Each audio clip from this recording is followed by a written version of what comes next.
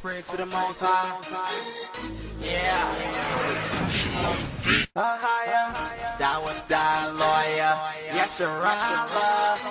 Yes, I am. Israel, Negro, Hebrew, Haitians, Hebrew, Jamaicans, Hebrew, Puerto Rican, Hebrew, Cubans, Dominicans, Hawaiian, are Hebrew, North American, South American natives, are Hebrew, Panama, Mexico, Hebrew, the four corners of the globe, Hebrew, Babylon is falling, the Messiah's coming soon. Yes, I am warring with the Persians. When the missiles come on, you gon' hear it. Yes. Hello everyone. Good evening, good morning, good afternoon, wherever you are right now, tuning in. You're locked into the Search Engine International, and I'm your host, Brother Gocc. Soon to be joining me will be Elder Rakar. And my guest in the studio tonight is a man by the name of Mr. Michael Heiser. He'll be a guest speaker in tonight. I'm going to bring him up soon. Thank you everyone for tuning in again this week. My guest tonight is a doctor in his field of research, which is the Hebrew Bible, and we're going to speak to him tonight about the language and go into a little bit of history tonight. So grab your pens and papers, everyone, and welcome if you're just tuning in to the Search Engine International again. All right, that's it. And sit back, relax. So it should be an interesting show tonight. Sit back and enjoy it. Let me bring in Elder Rakar. Hello, Elder Rakar, how are you? Shalom, I'm doing well. How are you? I'm good, man. I'm good. Yes, we're here. There's something I wanted to just read out real quick, but I'll leave it until we get some more into the show. We'll bring that out a little bit later, but trust everyone's in right now and ready to get this thing rolling. Yes, that's great.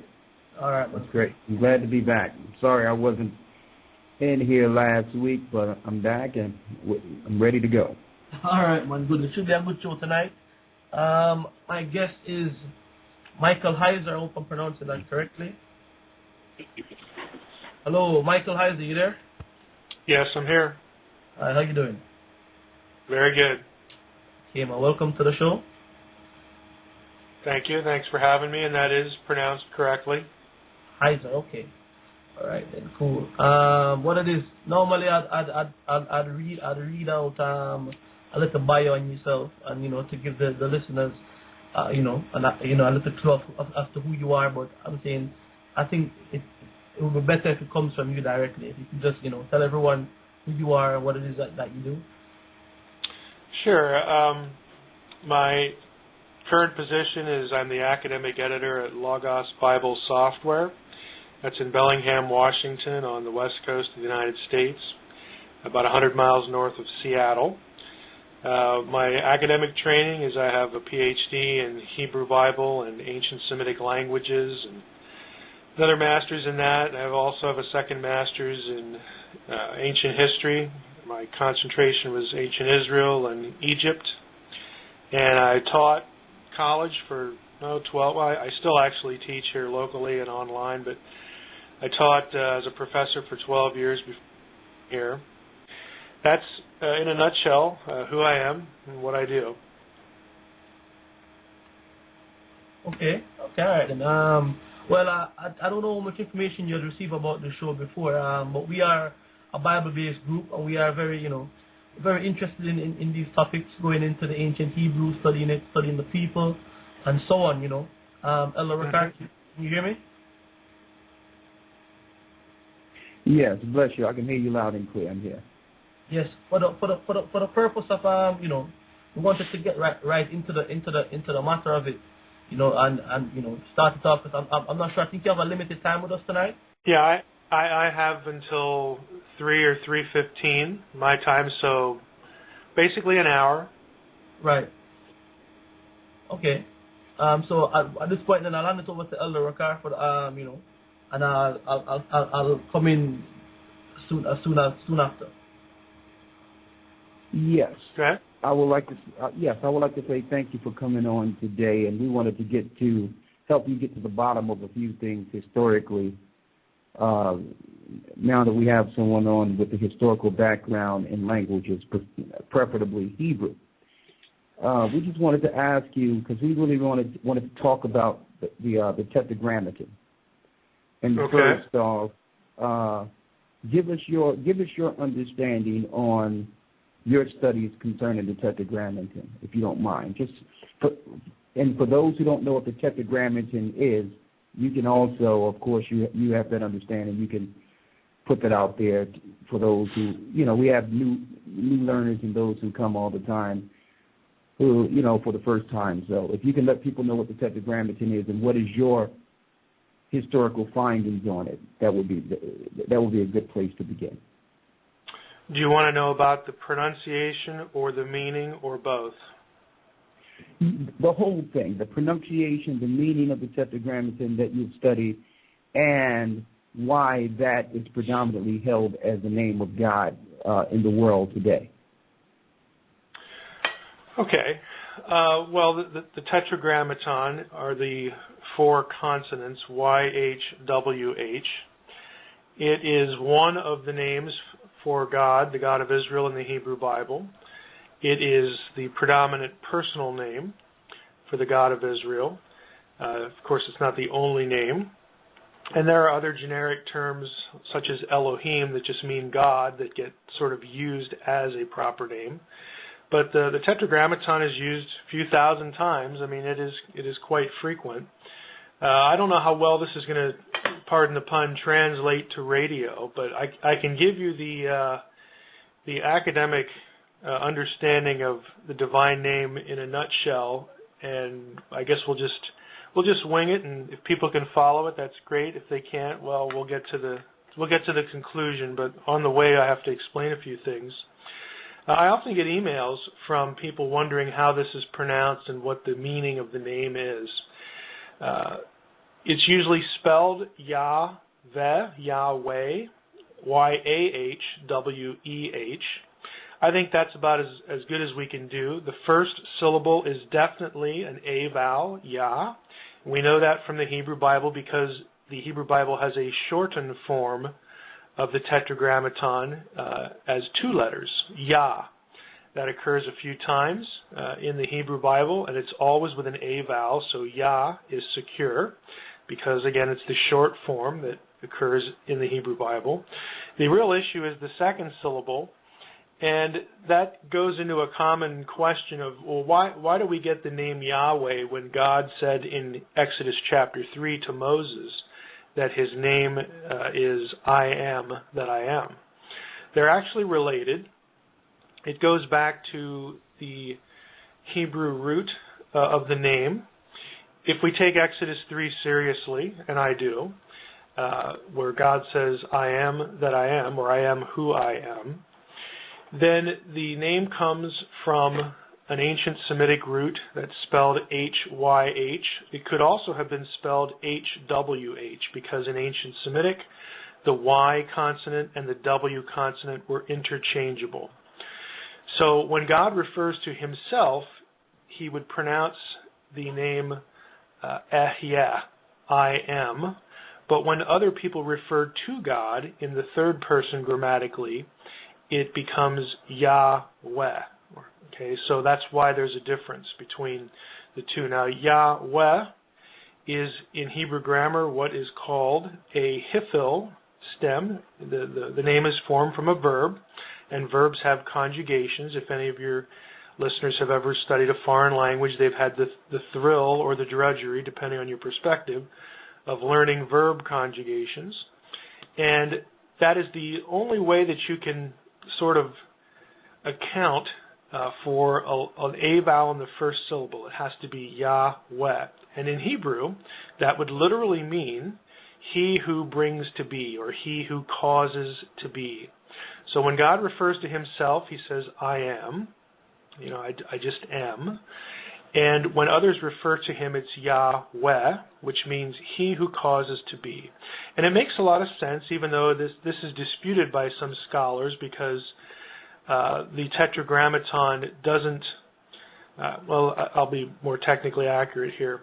The the original to be verb in all Semitic languages, in no case other than the Hebrew Bible, does it occur outside the Hebrew Bible in inscriptions, for example, in that particular spelling. And so scholars say, well, we can't find it anywhere else outside the Bible, so how do we know that's the way we should pronounce it in the Bible? And I would just say, well, it's perfectly consistent in the Bible. If you think about Exodus 3, God is calling Moses, and he's saying, look, I'm going to bring my people out of Egypt.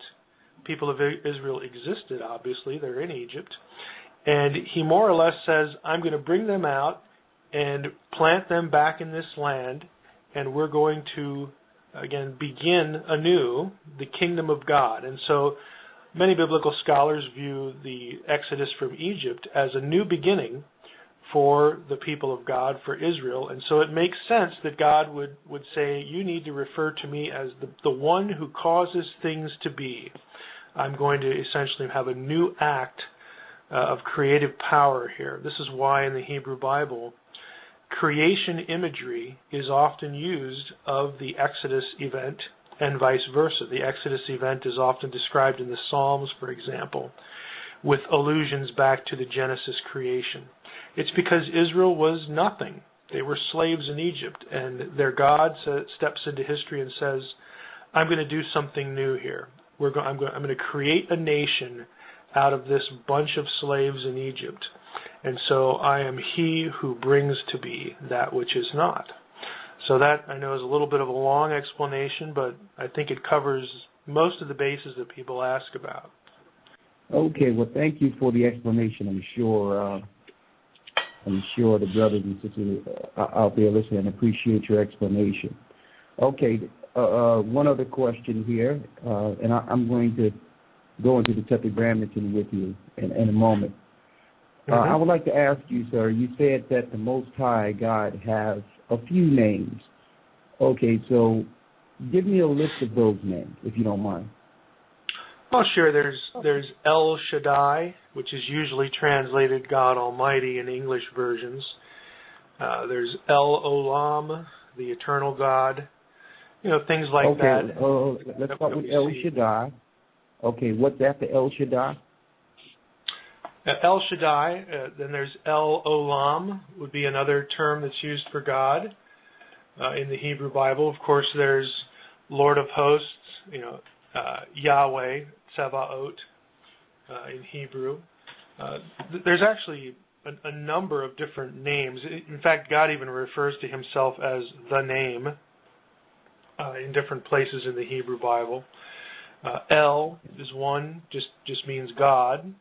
It's the generic Canaanite word for God. Elohim, of course, could be a name for God as well. I mean, if your listeners, really want to sort of get a survey of this or get a handle of this, I recommend that they get a study Bible and read through the Torah, Genesis through Deuteronomy, and there will be a number of places where names of God are noted in the translation, and you'll probably get a footnote as far as what those names mean. Okay, so right now we have, if I wrote these down correctly, we have El Shaddai, we have El Olam, we have Lord of Hosts, we have the name, we have I'll give God. you a few others if I can give you a few others. If you like. Run them all off to me if you don't mind. Okay, there's El Berith, which is the God of the covenant. El who? El Berith, which is Berith. Okay, El Berith, God of the covenant. There's in English, El, the creator of the earth. It's El Konei Haaretz in Hebrew. Okay, El, the creator. Okay. Mm-hmm. All right. There's El Roi, R-O-I. That's in the story with Hagar, Abraham and Hagar, where she says, God sees me, so it's the God who sees, that sort of thing. El Rophe, R-O-P-H-E-E, is the God who heals. Okay, all right. You already have All right. Elyon, which is most high. Okay.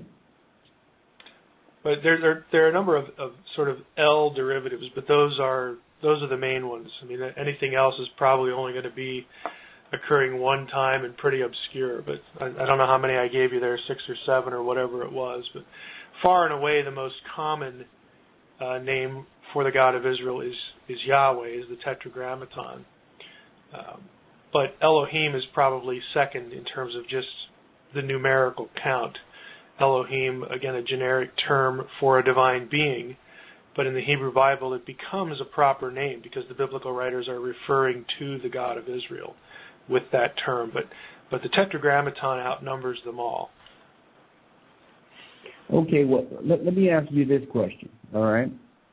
Now, I'm going to tell you, we are fervent studiers of the ancient Phoenician Hebrew, okay? So I don't want to put it off as if we're some guys who are just here, you understand, with no knowledge at all. That would be unfair to you. Mm-hmm. I want to ask you this question here.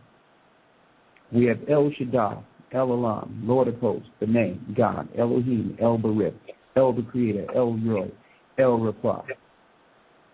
With a man with your knowledge who would know, and I want to go into a few details in a moment, that that Satan and his fallen angels were also a part of the original Elohim or Elohim before the fall, before they were banished. Is that your question? Yes. Okay. Well, we don't ever actually have. I mean, first of all, I should begin with this. Satan, Satan, in Hebrew, is in the Old Testament never actually used as a proper name. Satan means the adversary. In fact, all but 3 times, I believe, it occurs with the definite article in Hebrew, ha-Satan, like in Job 1 and 2, ha-Satan. Hebrew, like English, does not use a definite article before a proper personal name. In other words, my name's Mike. I'm not the Mike. Satan, again, is always used, like in Job 1 and 2, with a definite article. So that tells us, in terms of the rules of Hebrew grammar, that it's not a proper personal name there. It's just a divine being who is the adversary in that scene to God. Now later, that adversarial figure is written about between the Testaments and, of course, in the New Testament. And Satan becomes used as a proper name later.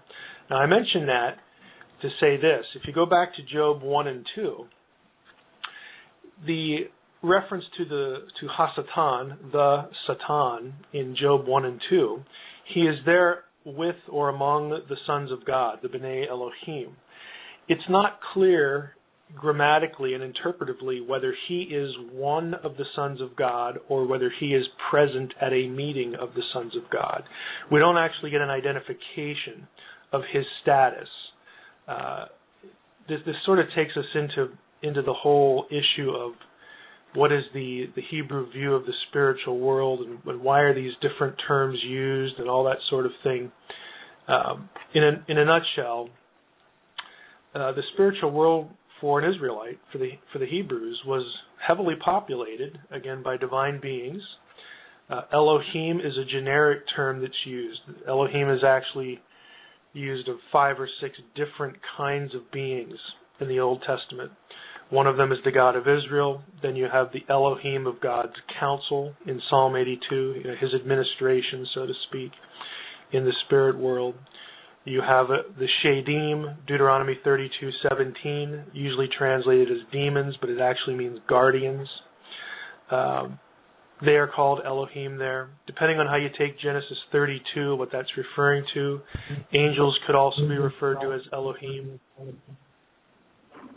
Okay, exactly. So 1 Samuel 28, the dead Samuel spirit is Elohim. But again, I'm approaching it, or I'm answering your question this way because, on an Old Testament basis, it's not clear what the Satan's position was in the spiritual world, and whether that figure in Job 1 and 2 is indeed the great rival of God from Genesis 3, the so-called serpent, the great enemy of God, the Satan, the proper name Satan, that guy from the New Testament.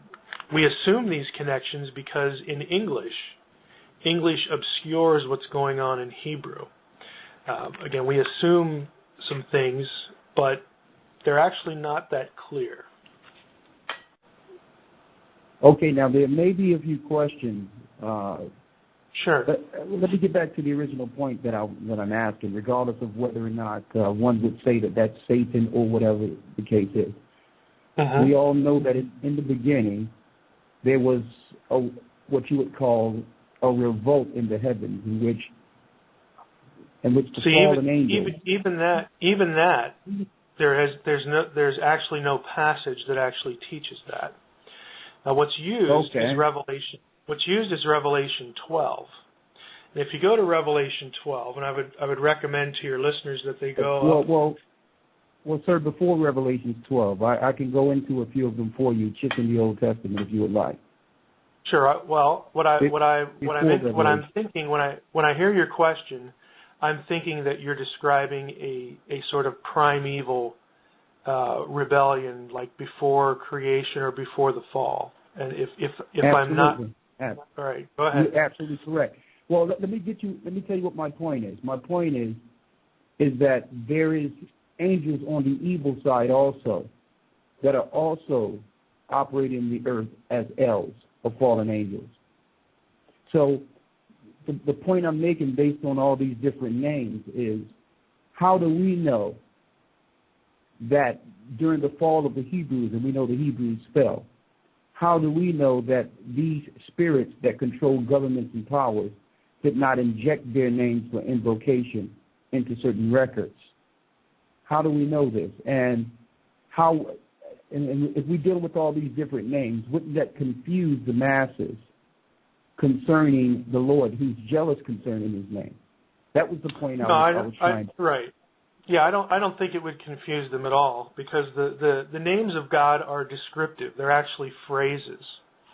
For instance, I'm Mike, but I could also be Mike, the father of Amy, my daughter. I could be Mike, the editor at Logos. I could be Mike, the professor of Hebrew. This is what you have in the Hebrew Bible. You have names for God, and then they're appended with something else that's actually meaningful. It's not random. So, and they're also given, or the names are included in the Hebrew text in conjunction with some event or some deed that the God of Israel does. And so I think the reader of the Hebrew Bible wouldn't have been confused by that at all. There is a generic term, though, Baal, that gets used a lot of different ways in the Hebrew Bible and across the ancient world. Baal, which just means Lord or Master, gets used thousands of times and in thousands of places. And it's difficult in that case to know whether we're talking about the Canaanite deity, the specific Canaanite deity Baal, or whether we're talking about some other random divine being who is considered the master of some domain or some local area. That's actually, I think, closer to what you're describing, the confusion that you're concerned about. But in terms of an Israelite, there are a number of passages in the Hebrew Bible where El, for example, which is a generic term, El is linked to Yahweh specifically. Exodus 15:2, we read, Yahweh is my strength, this is my El, this is my God. Isaiah 5 is another one, the Lord of hosts, Yahweh of hosts, is called Holy El. Psalm 31, O Yahweh, faithful El. I mean, there are lots of these where to a Hebrew reader, the Hebrew reader would have known that, okay, we know El is our word for God, just like in English, God is just G-O-D.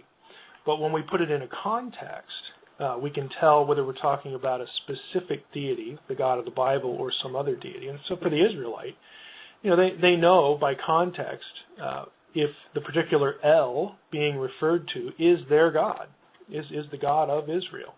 And in a number of places, that connection is made explicitly.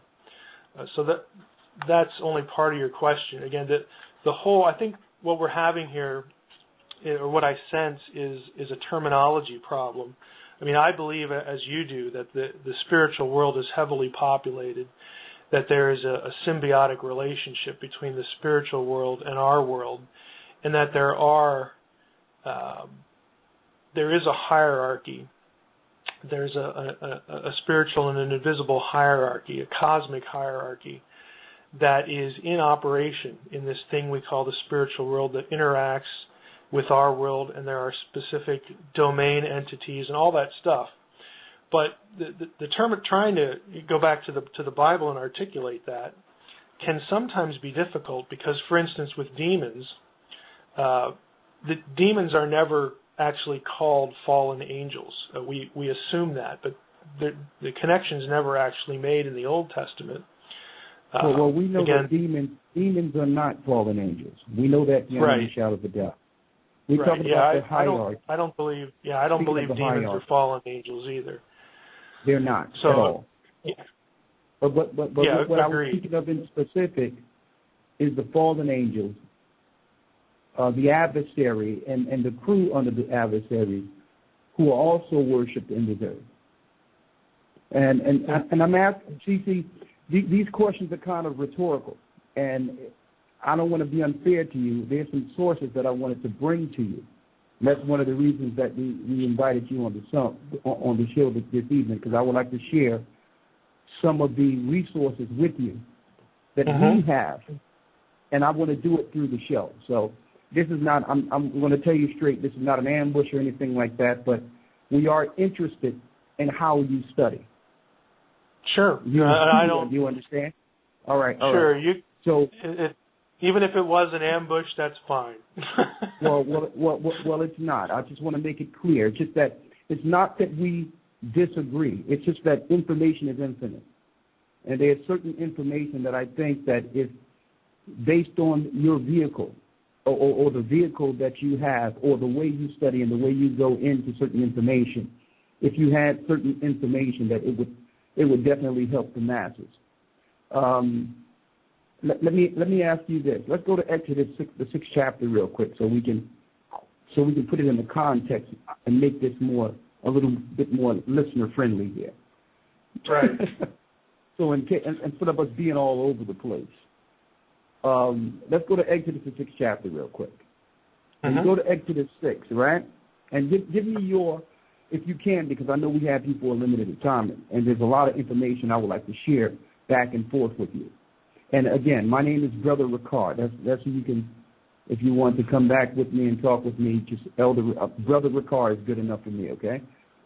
When you go into Exodus 6 and 3, it says, let's start at the first verse. And the Lord said unto Moses, Now shalt thou see what I will do to Pharaoh, for with a strong hand shall he let them go, and with a strong hand shall he drive them out of his land. And God spake unto Moses and said unto him, I am the Lord. Really insinuating what he told him in Exodus the 3rd chapter. As far as I am that I am. Let me go through a few things here so that we can get to the point of what I'm trying to make here. And I appeared unto Abram and Isaac and unto Jacob by the name of God Almighty. But by my name Jehovah was I not known to them. Now, when you go into this word Jehovah, as you know, being a scholar and a Hebrew, a fervent Hebrew studier here, that's the Tetragrammaton, right? Correct. Exodus 53. All right. So it says, and I appeared unto Abraham, unto Isaac, and unto Jacob by the name God Almighty. But my name, some people say Jehovah, Yahweh, Yahweh, whichever pronunciation they would like to use, that's the Tetragrammaton, was not known to Abraham, Isaac, and Jacob. So we know that, we know that the fathers knew him as God Almighty. beyond any shadow of a doubt, right? Mm-hmm. And that's just in the English text. Let's go to Genesis 22 real quick. Well, right? before we leave Exodus chapter 6, you're bringing some assumptions to the table that are common, and may be correct as well. It's assumed. If you don't mind, let me make my whole point first before it divert into someplace else, if you don't mind. Sure, go ahead, jump in. So that if there's if there's a window of ambiguity here, that may take us to another place.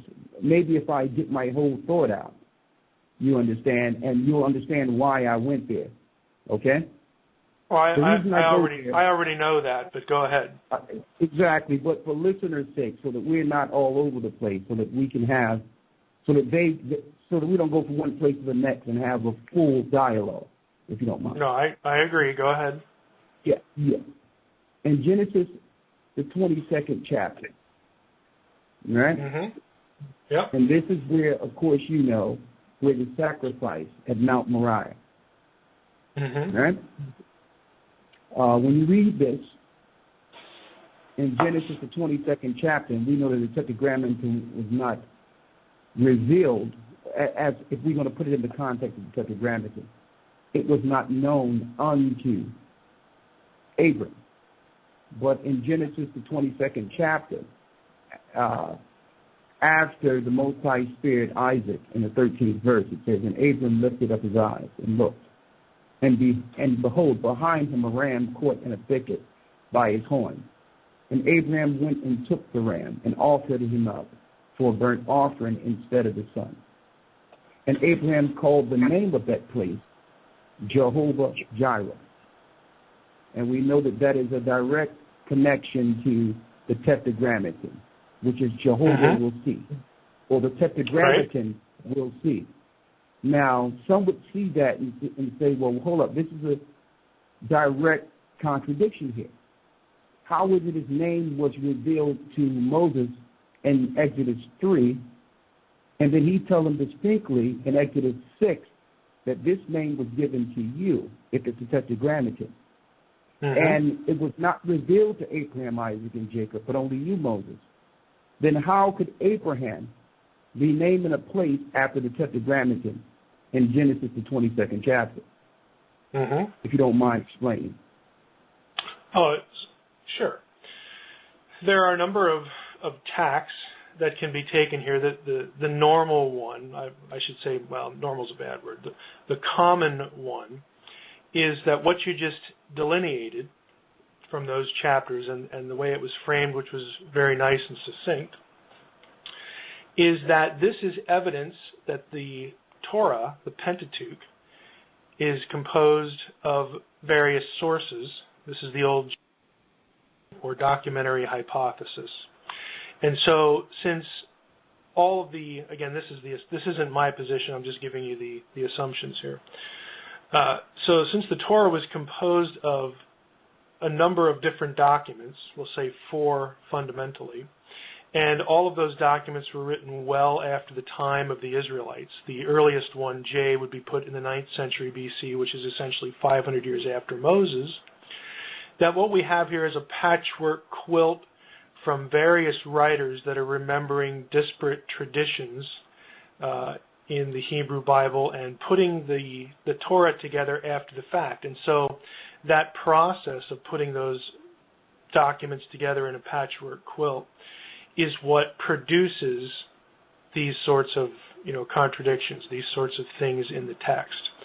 Now, even if someone takes that position, since the material was composed after the fact, that in and of itself does not mean that the patriarchs didn't know this name, but it would mean that whoever wrote the J document, the one that uses Yahweh, thought that they didn't, and then it got mixed up. Okay, so that's the common view. If you went to university, you would be taught the standard documentary hypothesis.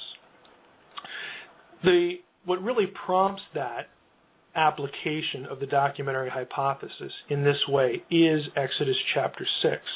If we go back to Exodus chapter 6, which is where the discussion began, we have the statement, I appeared to Abraham, to Isaac, and to Jacob as God Almighty, but by my name, there's the Tetragrammaton, Yahweh, I did not make myself known to them.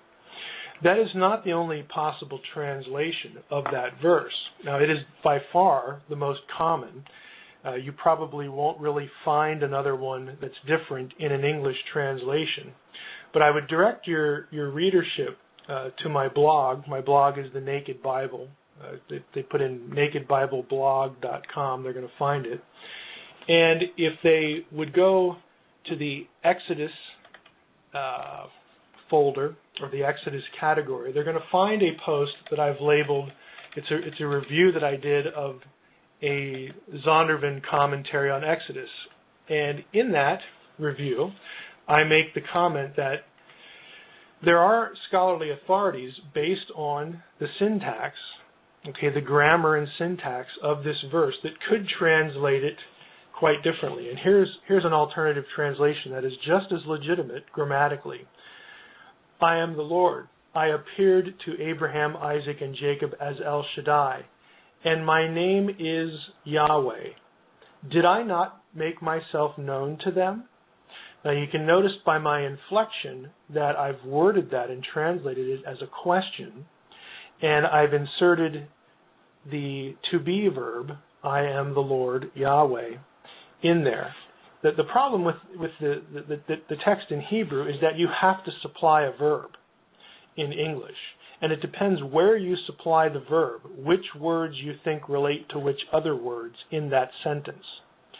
So if you take it this way, that completely erases the contradiction that you just described, because the name of God would have been known to the patriarchs, because it's a rhetorical question. Didn't I make myself known to them? Again, that's a perfectly legitimate translation. It won't be something that you find in an English translation that's sold in a bookstore or anything like that. I'm getting it from a guy named Francis Anderson, who wrote a whole book called The Sentence in Biblical Hebrew, and he discusses this verse. Excuse me, I need the reference of that Bible that you're reading from, the outside source, outside of the Bible. Okay, the outside source. Here, I'll give it to you if you have a pen. I have a pen. Okay, the author is Francis Anderson. That's Andersen. And the book is called The Sentence in Biblical Hebrew. But what is the Bible? He gave us an opinion on what we're reading, but I need to know what was the source he utilized. He's looking at the Masoretic text. He's looking at the Masoretic text. Well, thank you. I have something for you real quick, sir. Well, the Masoretic text, I mean, you're not going to find a difference here in a Septuagint rendering either. There's no mystery about the Hebrew text here. Well, sir, I have a Masoretic text in front of me. That's why I'm with you. So do I. Okay, just work with me real quick here. All right?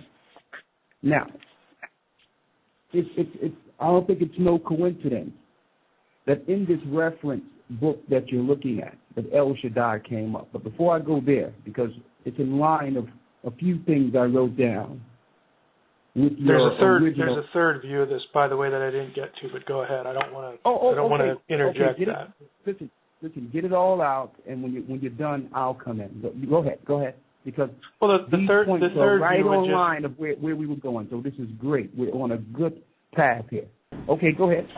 I'm going to shut my mic off here. Go ahead. Sure. The third view just focuses on oral tradition. And that is that the biblical patriarchs, because they were,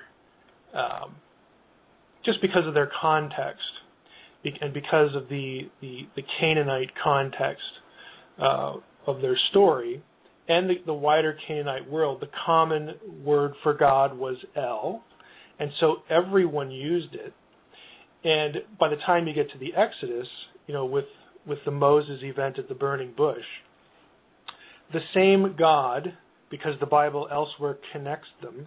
The same God comes to Moses and says, look,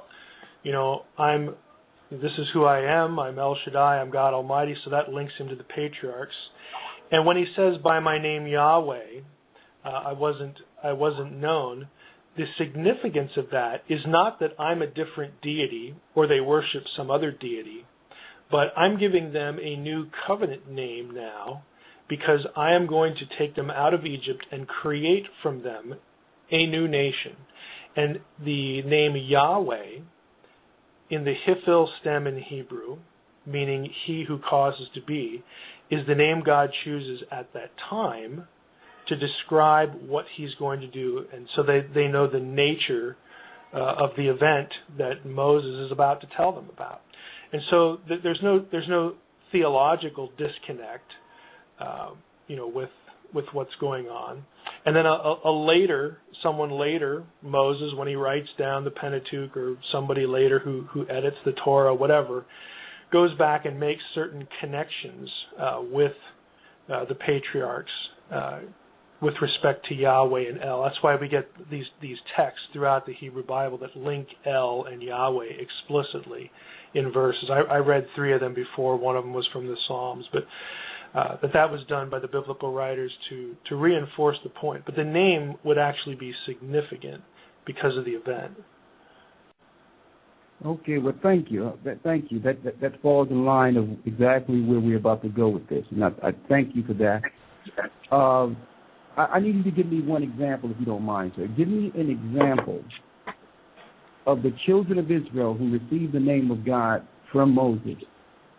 Give me an example of what you believe is them forgetting that name for Baal or beginning to call on Baal. Give me what your example of that would be. Oh, when the Israelites go astray after Baal?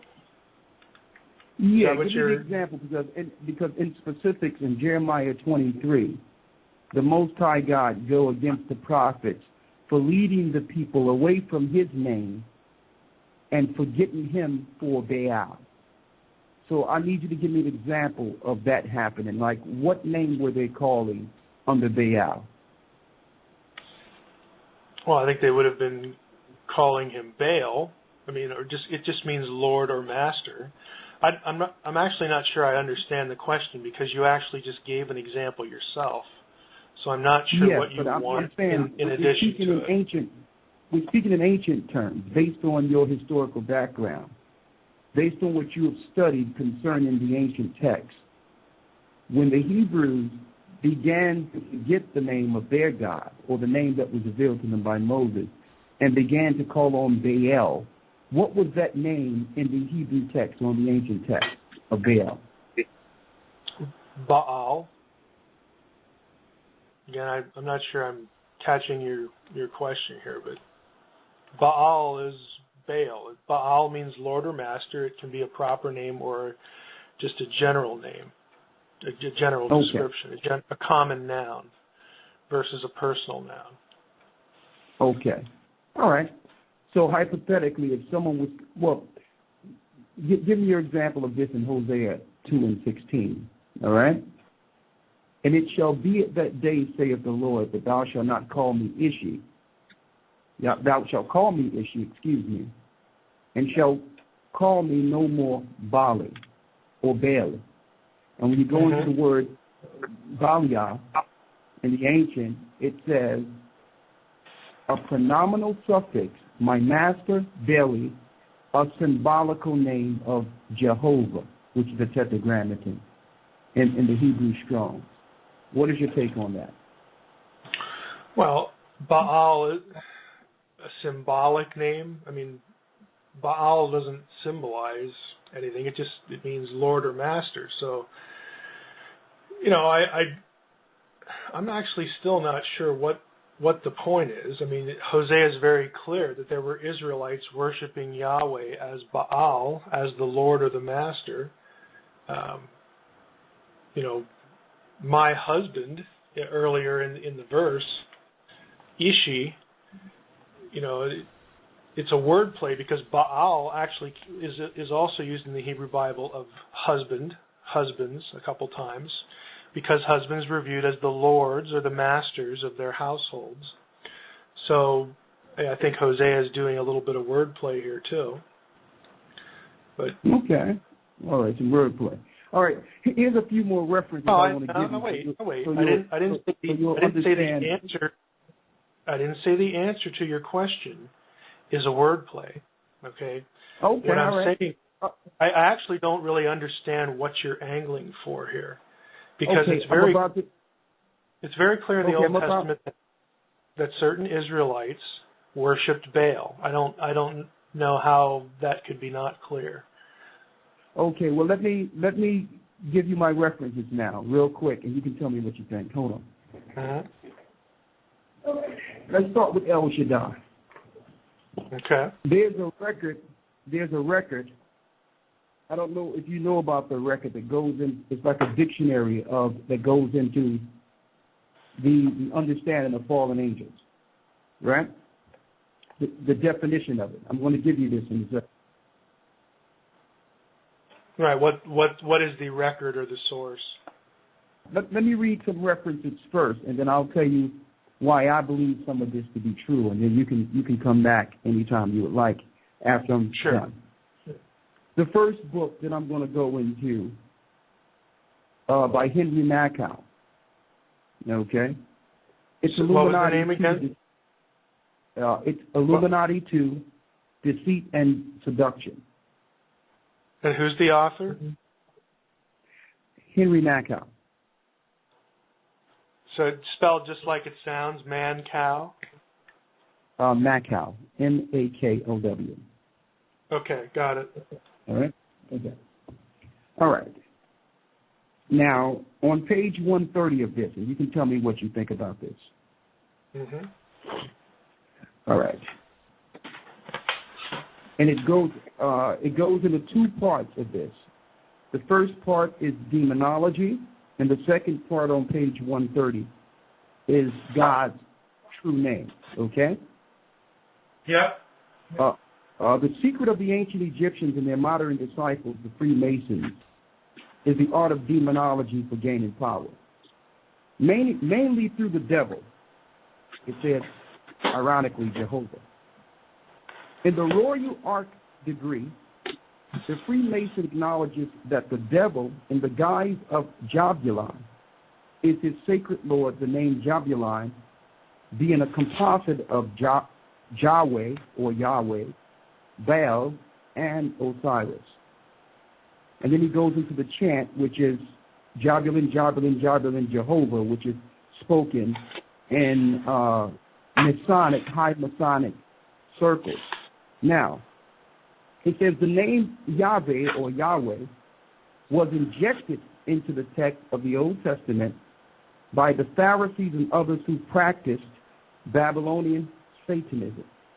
The precursor to Kabbalism and Talmudism, which we know is practiced relevantly over in Israel, it says the precursor to Kabbalism and Talmudism.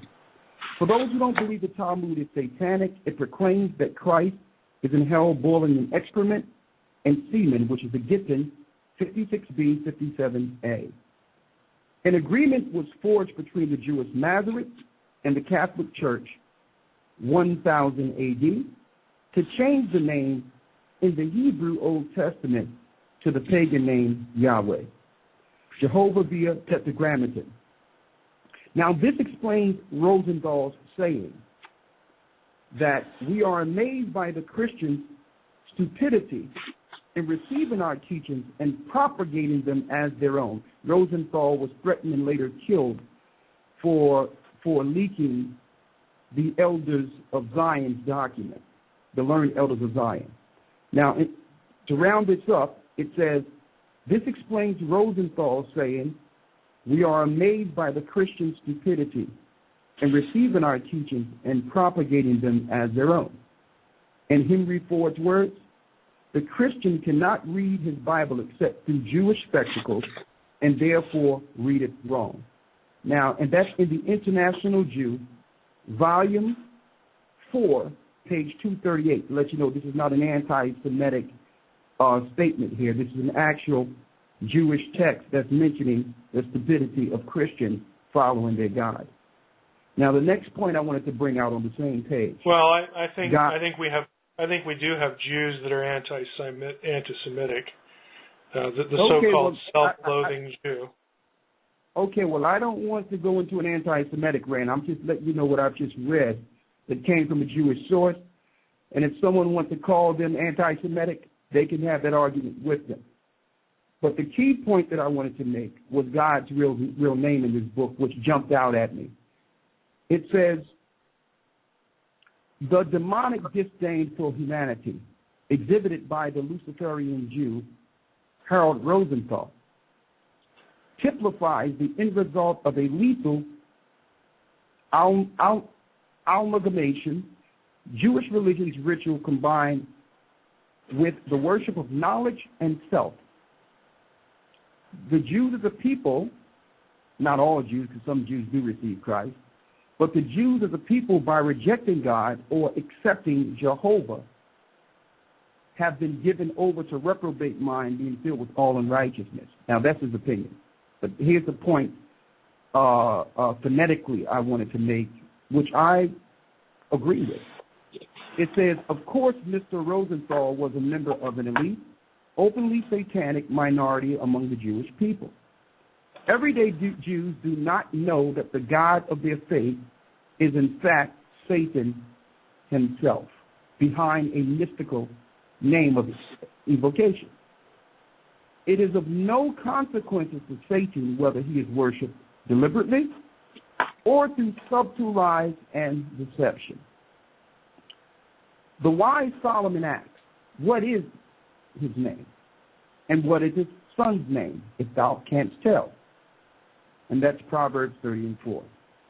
God's name is Ahaya, sometimes transliterated Aye, meaning I am. This is the name given to Moses along with the law. And God said unto Moses, I am that I am. And he said, thus shalt thou say unto the children of Israel, I am, hath sent me unto you. This is my memorial unto all generations. Exodus 3:14-15. I am the Lord thy God. Thou shalt have no other God before me. And that's in Exodus 32:4-5. Now, the last point I wanted to make is the information on El Shaddai. Unfortunately, I don't have the technology to send this through Skype to the brother Gocc, who's in the, right now I'm outside the country, and there's no way because it's in a book here. But this book goes in, it's a dictionary concerning fallen angels, all right? And in the book, it goes into Metatron, all right?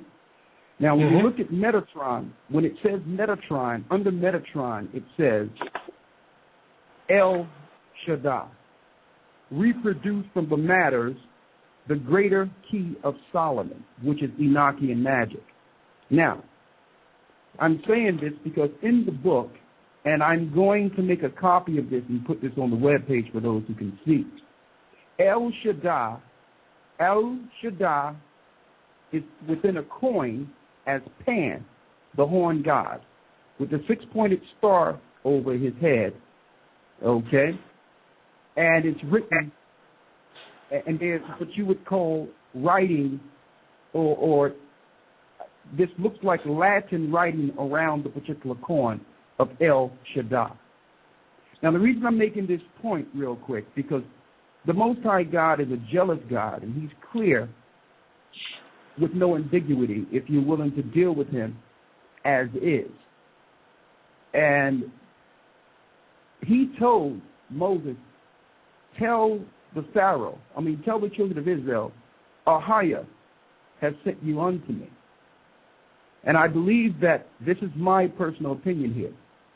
I believe that if we just follow what the Most High told us instead of meaning of what he said, and just, I think that we will alleviate the deception that come with the injection of different gods from those who have deceit in their heart and looking to turn the records against the people.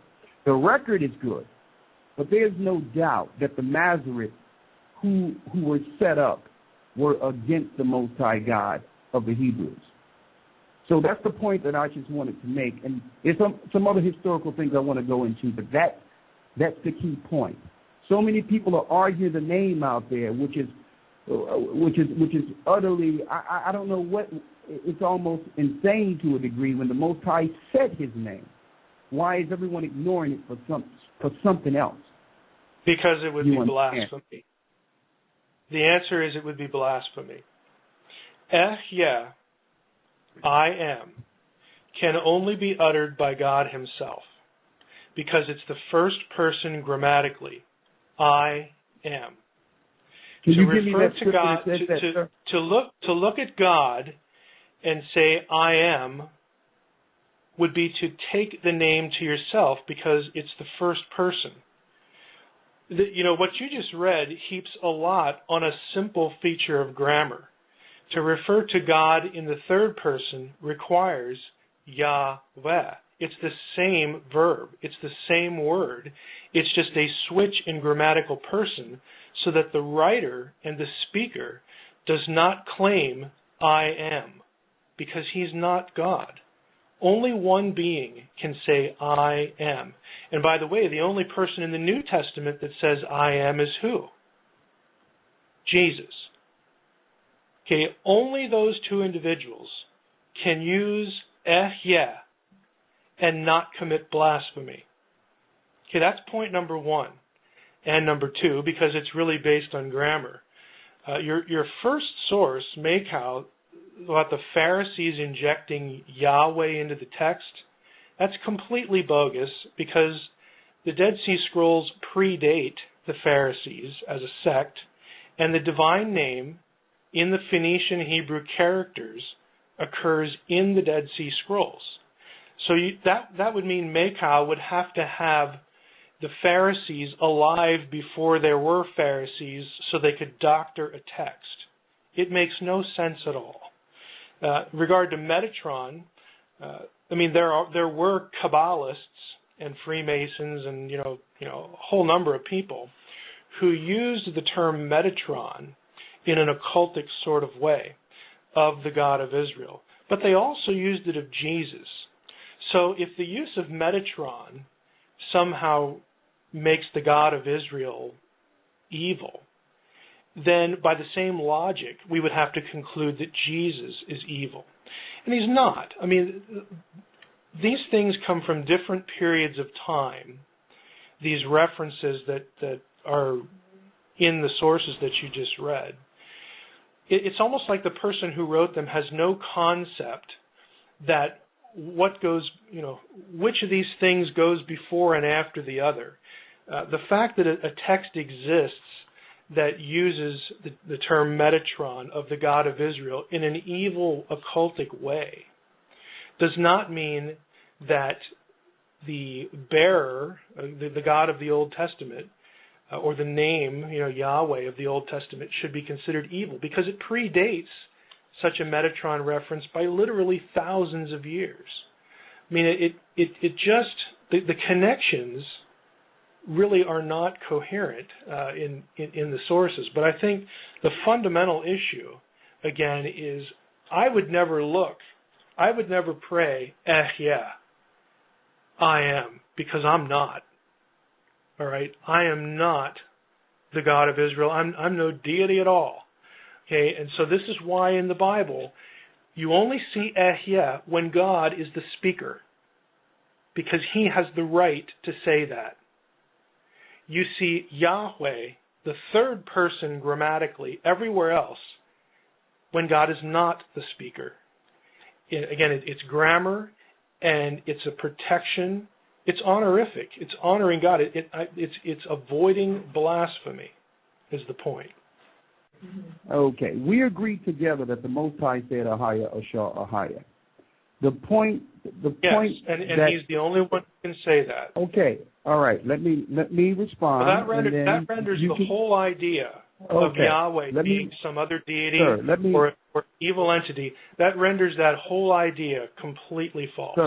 Sir, I heard you clearly when you explained it the first time. The point that I'm trying to get you to understand that I need to know, according to scriptures, okay, you made a point to say that if someone else say or call on that name and pray to that God, that's sacrilege or some type of blasphemy. That is not what I said.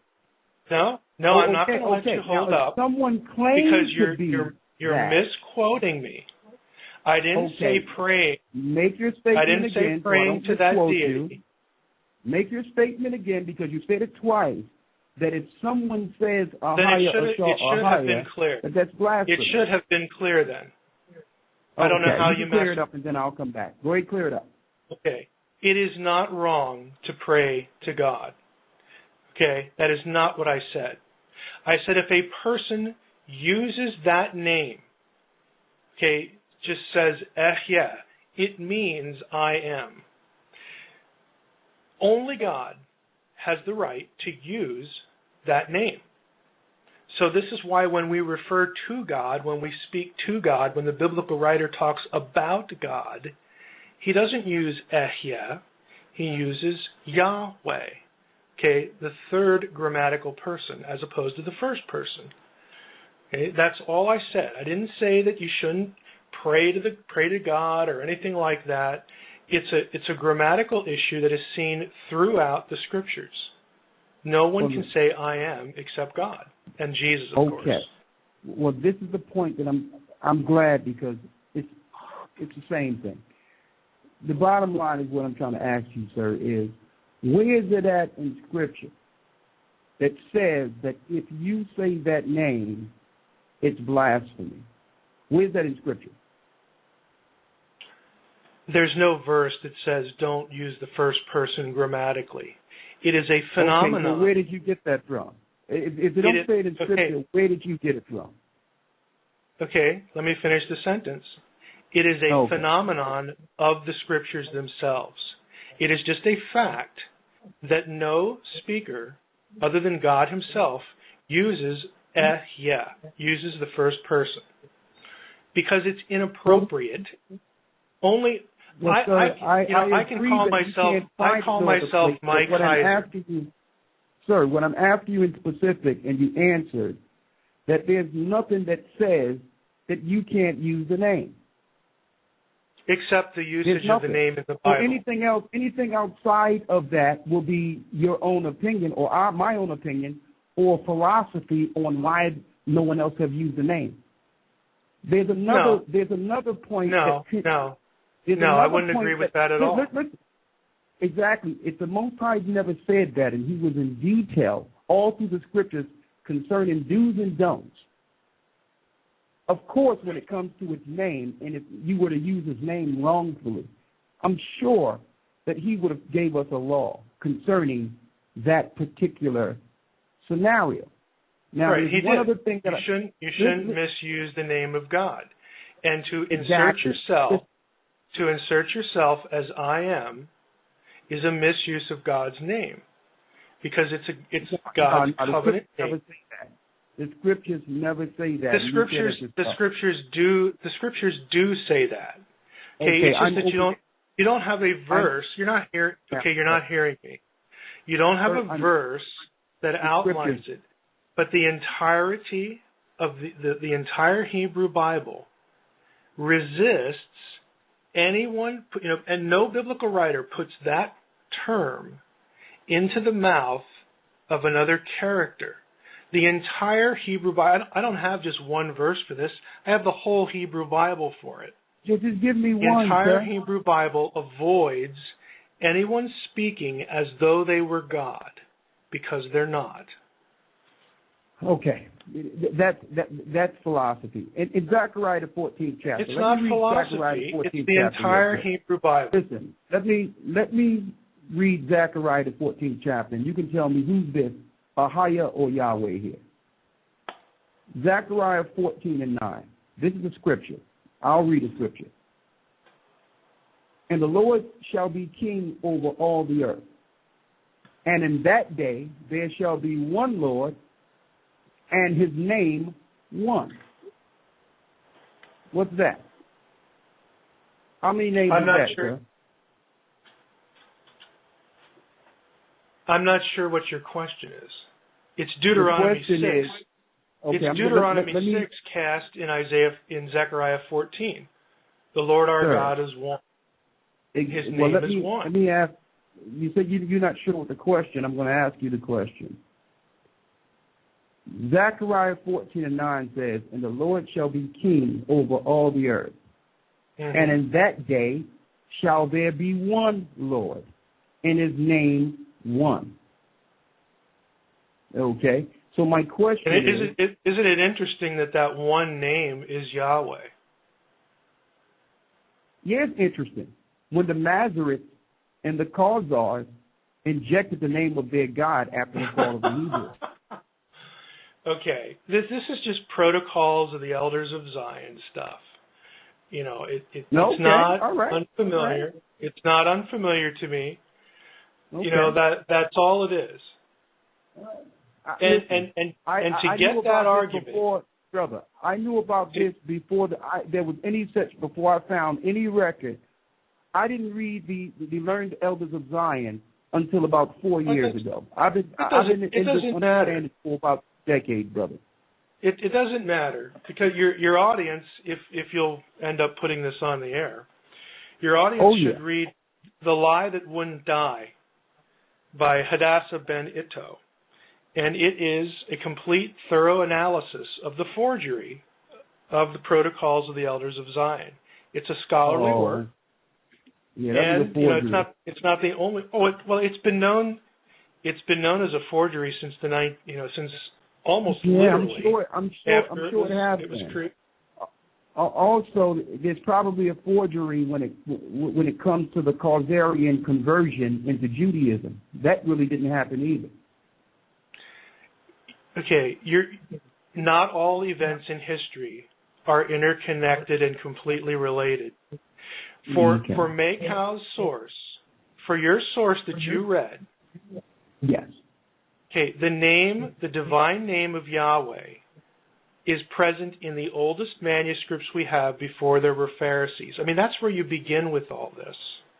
And it's demonstrably false. I don't think you do understand it. It's demonstrably false. I understand that. I have other sources outside of this. I will give you a reference from that book. You have nothing as old as the Dead Sea Scrolls. Sir, I can go into the Dead Sea Scrolls with you, sir, and I can give you an explanation of why the Tetragrammaton is there. Tell me why the divine name occurs in the Dead Sea Scrolls. It's not divine.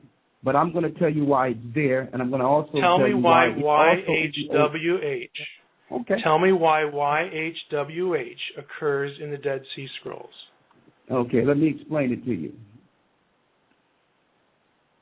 And I'm going to strictly I have about 4 minutes, so you're gonna have to hurry. Well, you're not going to get it in 4 minutes, though. You'll probably have to just come back or listen to the broadcast. Give me the 1 or 2 minutes. Give me the 1 or 2 sentence version. Okay, all right. I'll give it to you. All right, I'll give you what I can give you within 4 minutes, and then we can thank you for your participation this evening. The first reference I'm going to give you is in the Bible itself. Jeremiah, the 23rd chapter. All right? I'm at Jeremiah 23, and I'm going to read Jeremiah 27. It says, matter of fact, let me start at 26. How long shall this be in the heart of the prophets that prophesy lies? Yea, they are prophets of the deceit of their own heart, which think to cause my people to forget my name by their dreams, which they have every man to his neighbor, as their fathers have forgotten my name for Baal. So number one, we know that another term for Baal or Lord is the Tetragrammaton when you break down the Hebrew. Also, no, it's not. In verse 27, the divine name does not occur in the verse that you just read. So the connection you're making, does not have a scriptural basis. Well, sir, you asked me to explain Let me throw something even older at you. Sir, you asked me to explain it. You got to let me explain it because I'm not done here. Now, if you got 4 minutes, then I'm going to give it to you in a short term of 4 minutes. If you can listen throughout the whole answer to this, and then you can spare us a few more moments. Then after I'm finished, I actually can't. Okay. There's one other thing that if you want to let your listeners at some actual data, the Dead Sea Scrolls are not the oldest reference to Yahweh as a name. Yahweh occurs in the Egyptian Shasu texts. Okay, again, places in the land of Canaan. Again, this is not what the protocols are trying to say. They can say, I mean, it's a free world. I mean, you can say what you want to say. That's one issue. But when they're trying to inject this idea into ancient material and say that the Pharisees came up with this, it's just demonstrably wrong. Even the Egyptian text. It was before the Pharisees, sir. Sir, it was before the Pharisees. When Antiochus Epiphanes went into Jerusalem and took down the people. The Shasu texts predate Antiochus. So it was way before the Dead Sea Scrolls that the Gentiles had their hands in the Hebrew record. Okay, I need to sign off. This is okay. Well, thanks for your time. Bless you and thank you for coming. Thank you. Have a great evening.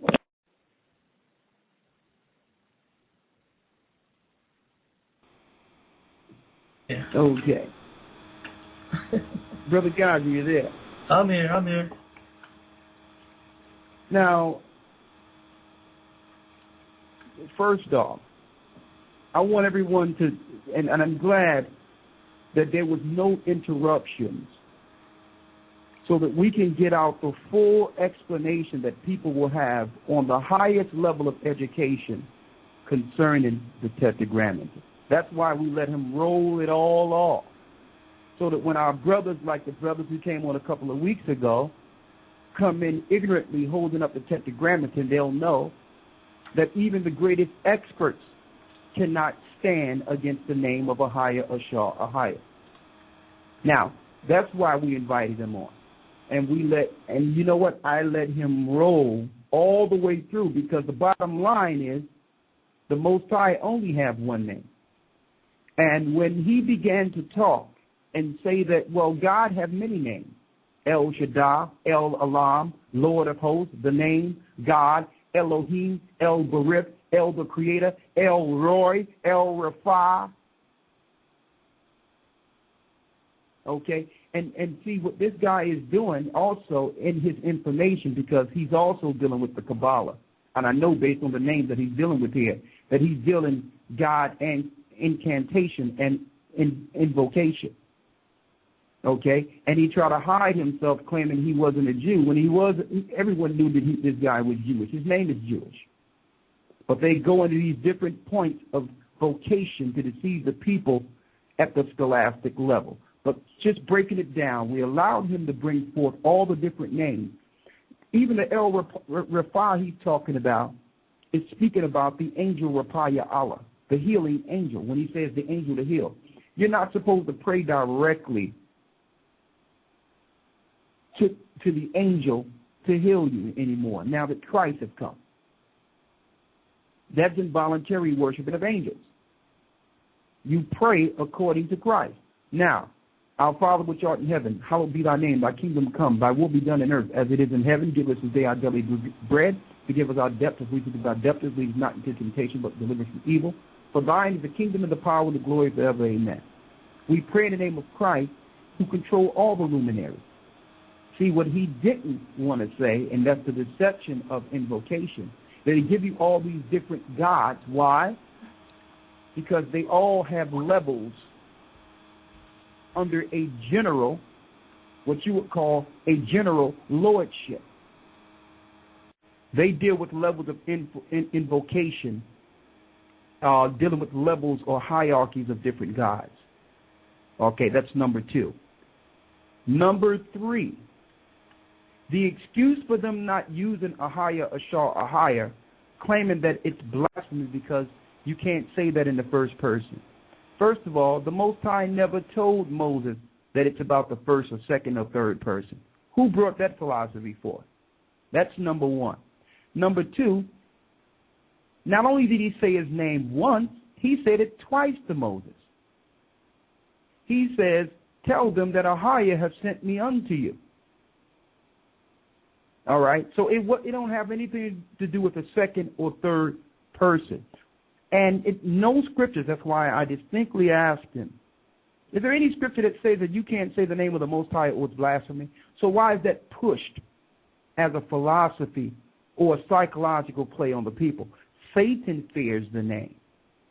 So he's making you believe that if you say the highest name on top of all invocation that have the power over all gods, he's in fear of the power that will be used to take down all the other names given in earth. And they always like to go into this, well, there's many records with the Tetragrammaton on it, or what they call the divine name. It's not divine to us. It's divine to the Luciferian. That's no proof because you can find it in old records. There's many lies that came from the past. I mean, look at our condition today. It's not because of what we did predominantly in our lives now. It happened because of the sins we did in old times. So just because something is old doesn't mean it's right. And then you have to look at the people who's filtering the information to the population. These are the same people that lie on the population, lie to the population, and take advantage and destroy the population on every level on a daily basis.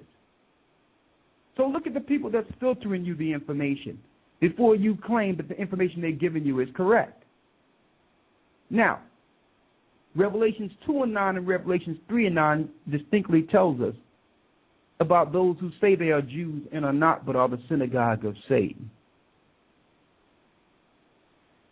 Who is the authority over what records we see in this earth today, be it the Dead Sea Scrolls or any other scrolls out there? Why must it go through their hands first before it's filtered to the population? So you don't know what the old records said because you only get the records they allow you to see, and a lot of these things are redacted or changed before you get an opportunity to see them.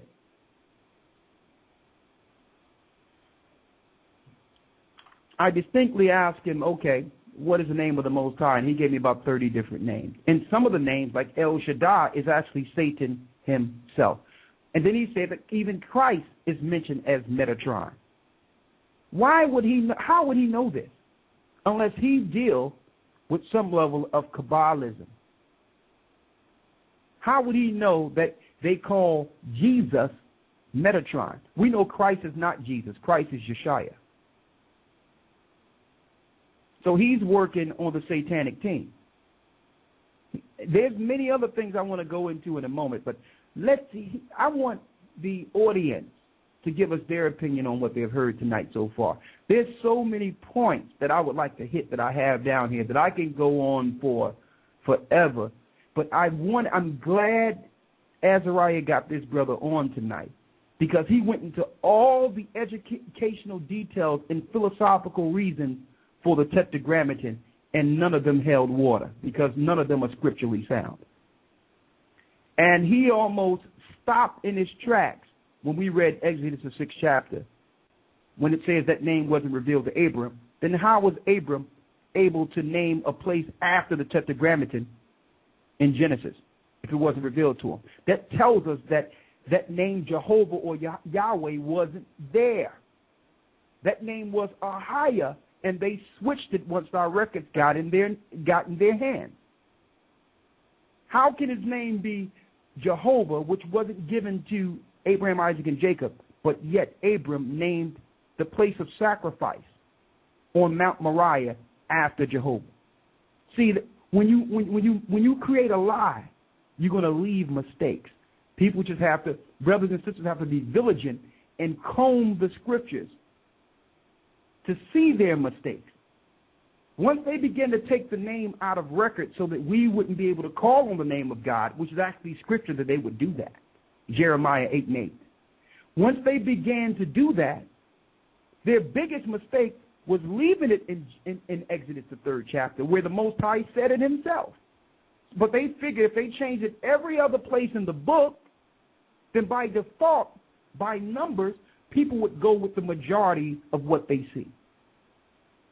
But you cannot translate the Tetragrammaton from I am.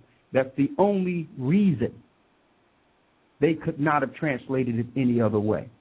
The Most High never said that it's blasphemy for saying his name. As a matter of fact, he was upset because we began to call on other names.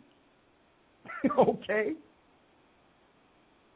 And I know he got a little heated in the reference of the Illuminati book 2, in which it goes into detail of Rosenthal and the learned elders of Zion. Listen, of course he can say that, okay, it's been found that it's been fabricated or forgery. Listen, you can call it what you want, even if it is a forgery. My question is why everything that was in the learned elders of Zion happened.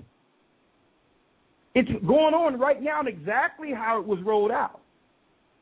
So if it was a forgery, whoever forged it knew exactly what would happen in this earth and who would be controlling everything in the earth in the end time, in our time, because it's going exactly how they said it would happen. And we're going to do a show on the learned elders of Zion to say, okay, let's listen to this forgery, that corporations and those that control the Zionists will control the banks, will control the media, will control politics, will control all religion, okay, will control legislation all over the world and propagate wars all over the world, okay, would lie to the population as they kill them, seeing them as goyim or cattle. So everything the learned elders of Zion that's in that record that Rosenthal. And my question is, why did they kill Rosenthal if it was a forgery? Why did they kill him? He was popping off at his mouth, saying some things he shouldn't have said because he was mentioning things to the population that he would learn in elite circles. So what happened? He took a dirt nap. So listen, when I read that book, The Illuminati 2, and broke that down, he had total pause and didn't know how to deal with himself. He composed himself pretty nice. But the problem is not that we're bringing forth the information. They're asking, how do they know this? That's the whole issue. We went through billions of dollars to keep these people asleep. We've flooded their neighborhoods with drugs, and the CIA have done things to separate them on every level: drugs and guns and killing and separation education. How is it these people know this information? So that's what's taking them aback. Not that the information is being brought forth. I'm not saying anything today he haven't heard already. The question is, how do we know when they have went through great lengths to hide it from us? Why? Because our God, Ahia, promised us that in the end days he would begin to awaken us to the truth and bring us back to the covenant. And through that, we can identify the father of lies and his children. There's so many points I wanted to make, but let's open up the calls here. Okay, everyone. The numbers to call 646-200-4309. If you're already in the queue, get to 1, and we'll be right with you. Take your question and your comment. All right, we're going to go to Brother Lexwell. I'm going to ask everyone to keep it at up 2 minutes. The line is packed right now, and we want to give everybody a chance to say something, all right? Okay, Brother Lexwell, you there? Hey, shalom, Brother Gocc. How you doing? I'm good, man. Yourself? I'm healthy, man, healthy. My blessings, my blessings. Hey, good evening, Brother Ricard. How you doing? All right, hey, 2 minutes. I just wanted to say, I'm doing well. How are you, brother? Yeah, I'm doing pretty good. I think you touched on that guy's foundation, and that kind of hurts people, because there's a lot of pride within there. I think you brought up a good point when when you ended your statement with in Exodus, he told Moses that I am that I am, and then this is forever, and that brought a lot of comments out of him. Like you can see when it stirs up somebody's mind because they get real chatty.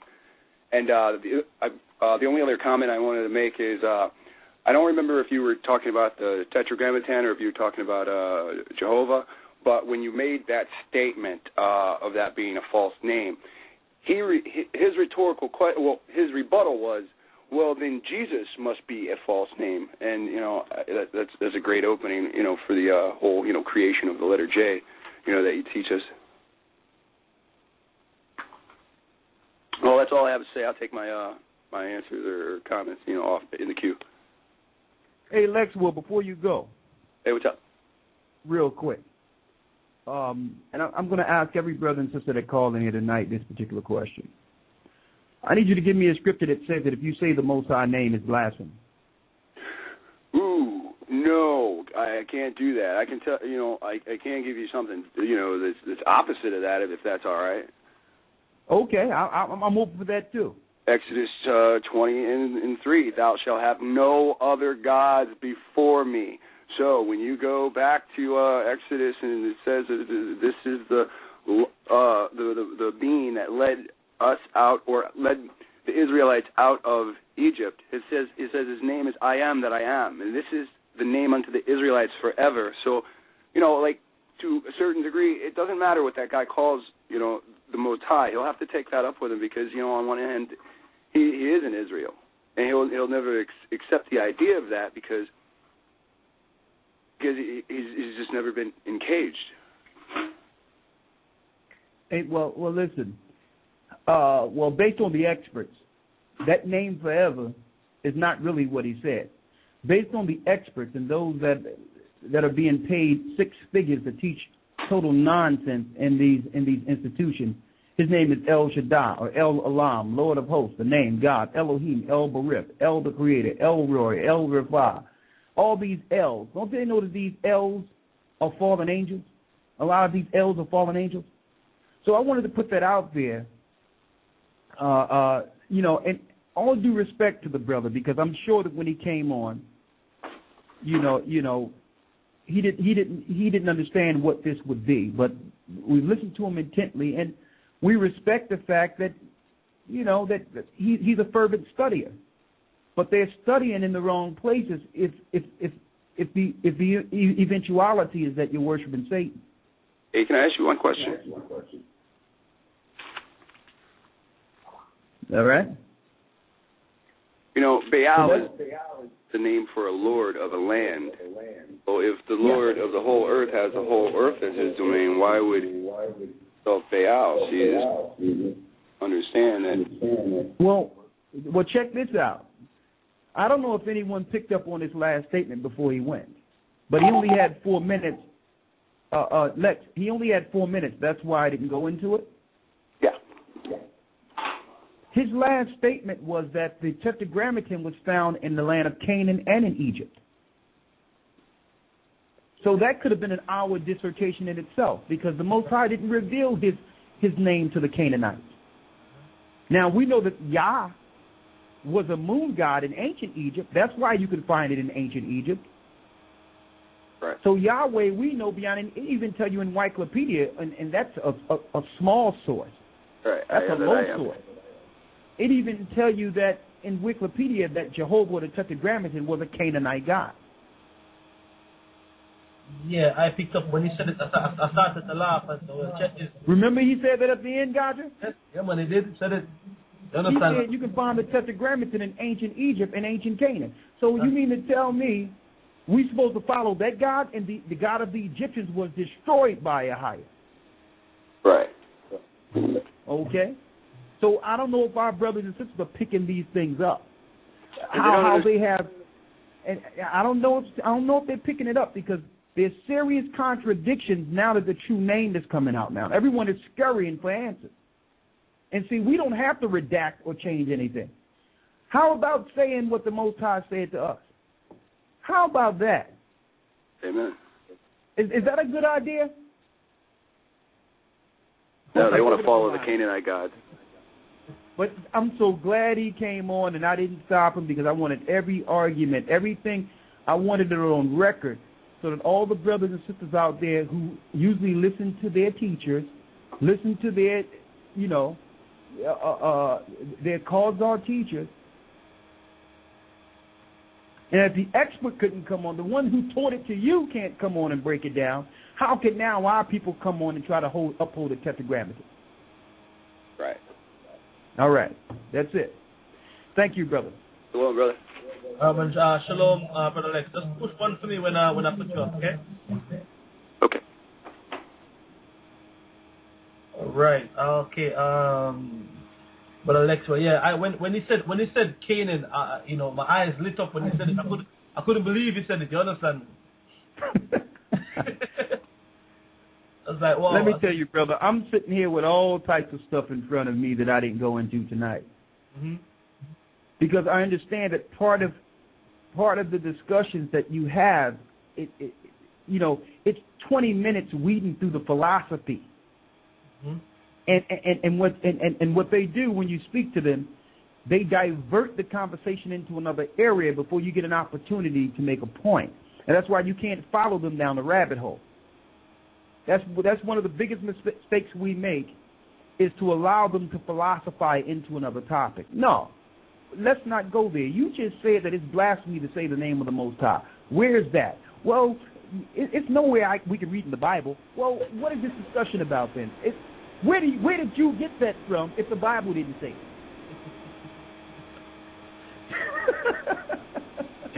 And then he takes me to an outside source with El Shaddai, and I'm like, what Bible is that? Oh no, here's the author of this, another Jewish guy that's worshiping Satan. Let's take some more calls in. Okay. Number to call 646-200-4309. You listen to the Search Engine International, and I'm your host, Brother Gaja. With me is Allah Rakar. And on the phone we have Brother Ra'ai taking the calls. Let me go to the next caller is Sean from Florida with a question.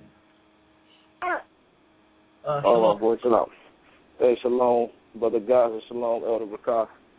Basically, I was going to have a question for the host and whatnot, but when it came to the whole name of Yahweh and whatnot, I remember reading some information, and basically this information was talking about how the Jews had went off or whatever, and what they did, they stopped calling on the name of the Most High because they picked it up from like the Gentiles nations, and they was, I guess, scared to say his actual name, so they started coming up with substitute names. I believe it's called the art of ineffability or whatnot.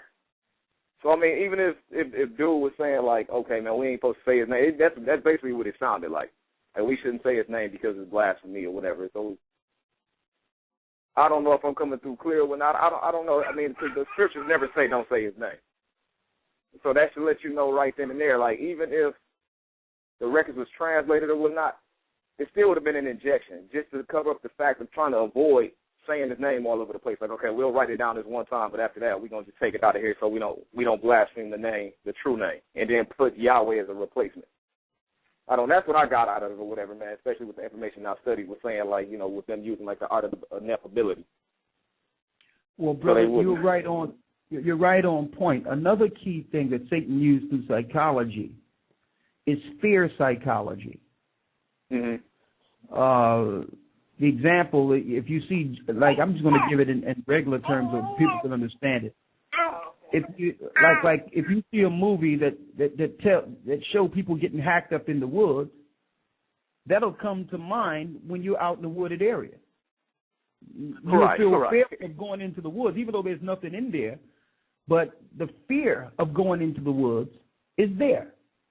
So if they can instill in enough people that if you say the name of the Most High, that's blasphemy, knowing that he's an all-powerful God that can destroy you without thought, that there's something that you won't even touch if they can instill that fear in enough people. And by default, everyone else in the earth is calling on Satan. And the one name that can deliver you from the power of Satan is blasphemy to say. Yeah, that was crazy. I mean, even that. It's crazy. It's pretty bad, brother. It's pretty bad. I mean, and one thing that also stood out to me was when he was talking about, like, you can't say I am. It's not like if we're praying, right? Let's keep it on the English, on the English level for right now. If I'm talking, I can still talk about the Most High in third person and still refer to him as I am. If I say the great I am, I'm not talking about me. You're not talking about yourself. Right. I'll be like, well, I pray to I am. Exactly. And so you see how he turned it into a different argument once I said, well, listen, is it wrong for me to pray to Ahia or to I am? And he said, well, I'm not saying that. Well, of course, there's all through the scriptures, it's blasphemy for you to claim to be the Most High of Christ. But that wasn't the topic of discussion. So he tried to turn it into, if you say the name, you're claiming to be him. Right, that don't even make no sense. Philosophy. There's two different things if I say I am and then saying, you know what I'm saying, I am, you know what I'm saying, the Most High or whatever, not referring to myself, though. You know what I mean? Yeah. I don't know. It was terrible. We're going to soon take these radio shows in different areas, but we had to have this guy on tonight, and I want to say it for the brothers and sisters, so that you'll know beyond any shadow of a doubt. And I'm glad we did this. And I'm saying this because, brothers and sisters, believe it or not, I would say 99.9% of Israelites, I'm not talking about the Jewish people. We know what they're dealing with, what God they're dealing with. 99.9% of the Israelites out there are calling on the Tetragrammaton. Right. That's true. So this is a way in which we can probably reach them and say, well, listen, it doesn't hold any water, and the only reason that you'll hold on to that, in spite of what the Most High said with his own mouth, is through pride. All right, and there's one more thing that I want to bring forth, I'll go ahead and bow out. Even when you're looking in Exodus, he's talking to Moses or whatnot, and I believe Brother Lex brought this out. If other people want to deal that way, of course they shouldn't. They should just call on the true name or whatnot. But one thing that the Most High made clear when he told Moses that the children of Israel was that I am has sent me unto you. You get what I'm saying? So it's like we as Israel should not hold on to no other name besides the one that he told Moses to come back and deliver to us. He didn't say deliver Yahweh. He said I am. You know what I mean? That's that. So, but I'm going to let you brothers go, and brothers be blessed and continue to be safe, and definitely loving the show as usual, brother. So shalom. Shalom. Shalom, Brother Sean. One for me, it's not back in the queue. All right. Yeah, man. The Ustream comes up for the final hour into the overtime. So we're going to bring up the Ustream after that. For those of you who are interested, the numbers to call in 646-200-4309. You're listening to the Search Engine International with myself and Elder Rakar. Okay, where am I up to? Okay, here I am. All right. Yes, I'm going to ask the callers to keep the questions and comments to 2 minutes so that we can get through everyone. The call queue right now is jam-packed, blowing up. All right, I'm going to go to the next caller. This is Darnell in D.C. with a comment. Yeah, that's Northwest Washington, but Yahweh is also goes against the Second Amendment. The Second Commandment, because it's an idol. The Tetragrammaton is a star or whatever, so that would be worshiping a graven image. So, that doesn't work. That's right on. And on that note, real quick, brother, I want Gocc to pull something up for me here. One moment. On that same note, one moment. There's a great Tetragrammaton in the Catholic Church, real quick, in France. There's one in France, and there's another in another area. And I'm going to see if I can Skype this to Gocc while the brother's on. And I want you to describe to the listeners, I want you, if you can, describe to the listeners what you see in this link and read exactly what you say.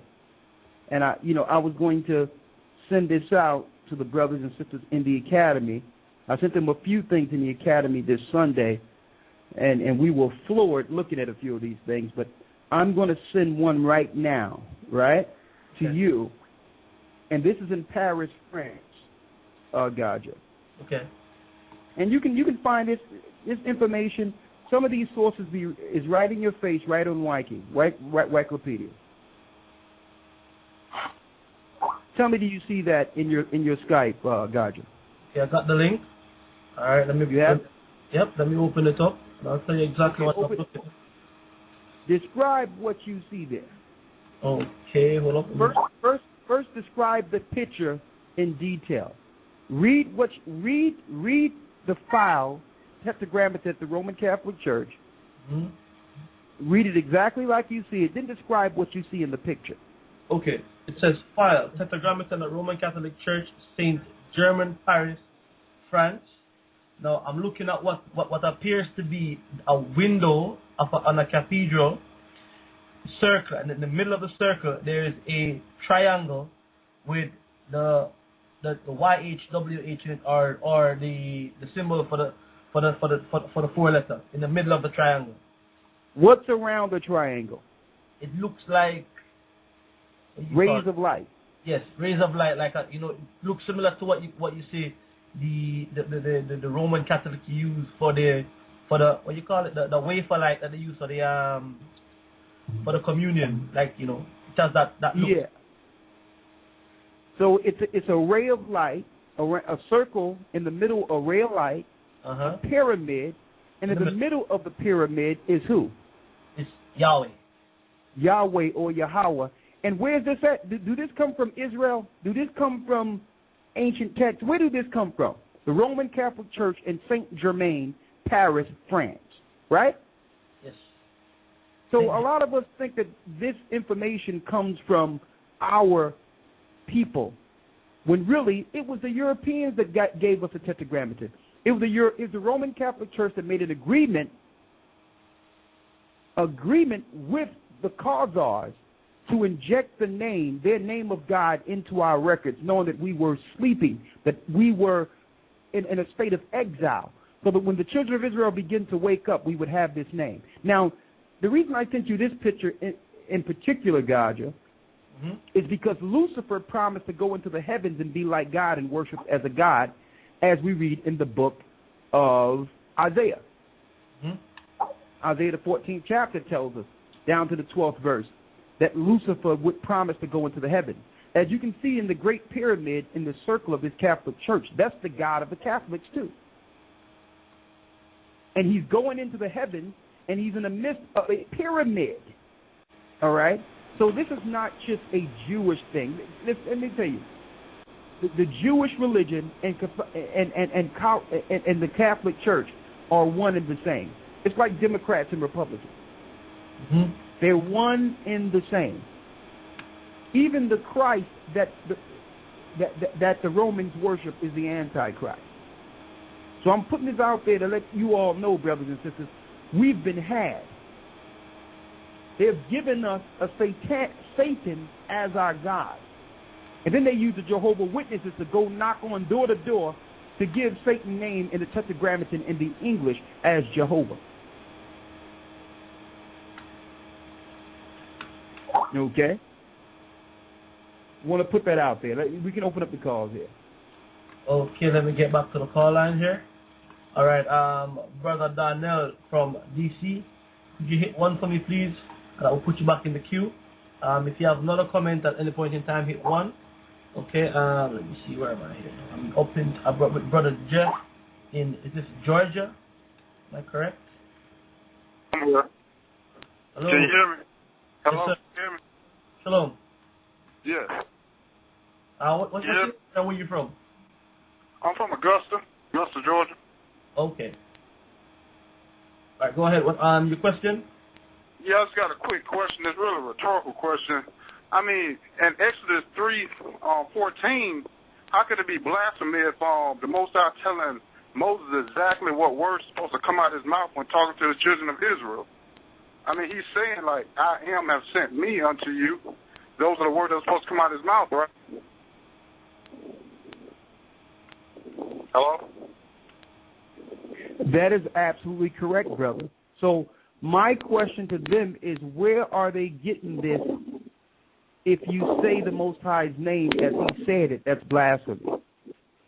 Are they lying? I just don't They understand. It seems like common sense to me. Yeah, it's common sense to you because you're taking it as it is written. But you have liars out there that are, and Satan is the father of lies, who's looking to turn us away from the living God. So the question is, if the Most High never said this, should I hear what you're saying, your philosophy, or should I follow what the Most High told Moses? Right. And see, that's what's wrong. Our people and all people have been relegated to such a low level spiritually and mentally and scholastically that you can have gods like this speaking because he can put two words together. It makes sense to them because they don't have no reference point to go by. So they'll be like, okay, that makes sense. Okay, the third person and all this mess. There's a lot of it you don't even understand, but you'll agree with it because he can put a sentence together.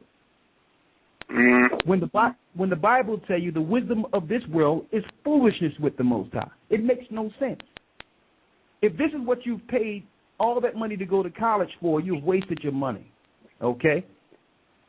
If this is the information that comes, if this is the highest education you can get, that leads you with all these questions, because believe it or not, I'm listening to him. He came with more questions than answers.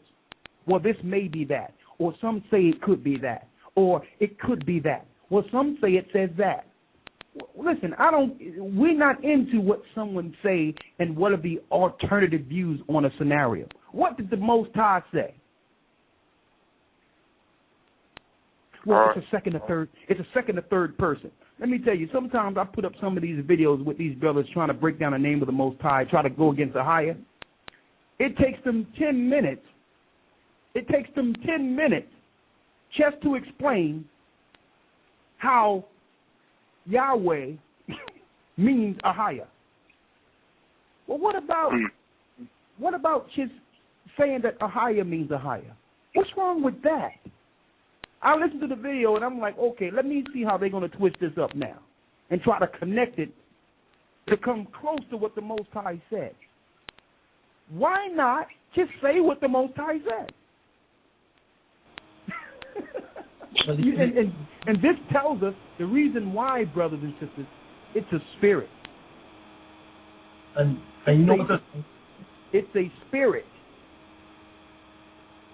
Yeah. Well, that's the only question I had, brothers.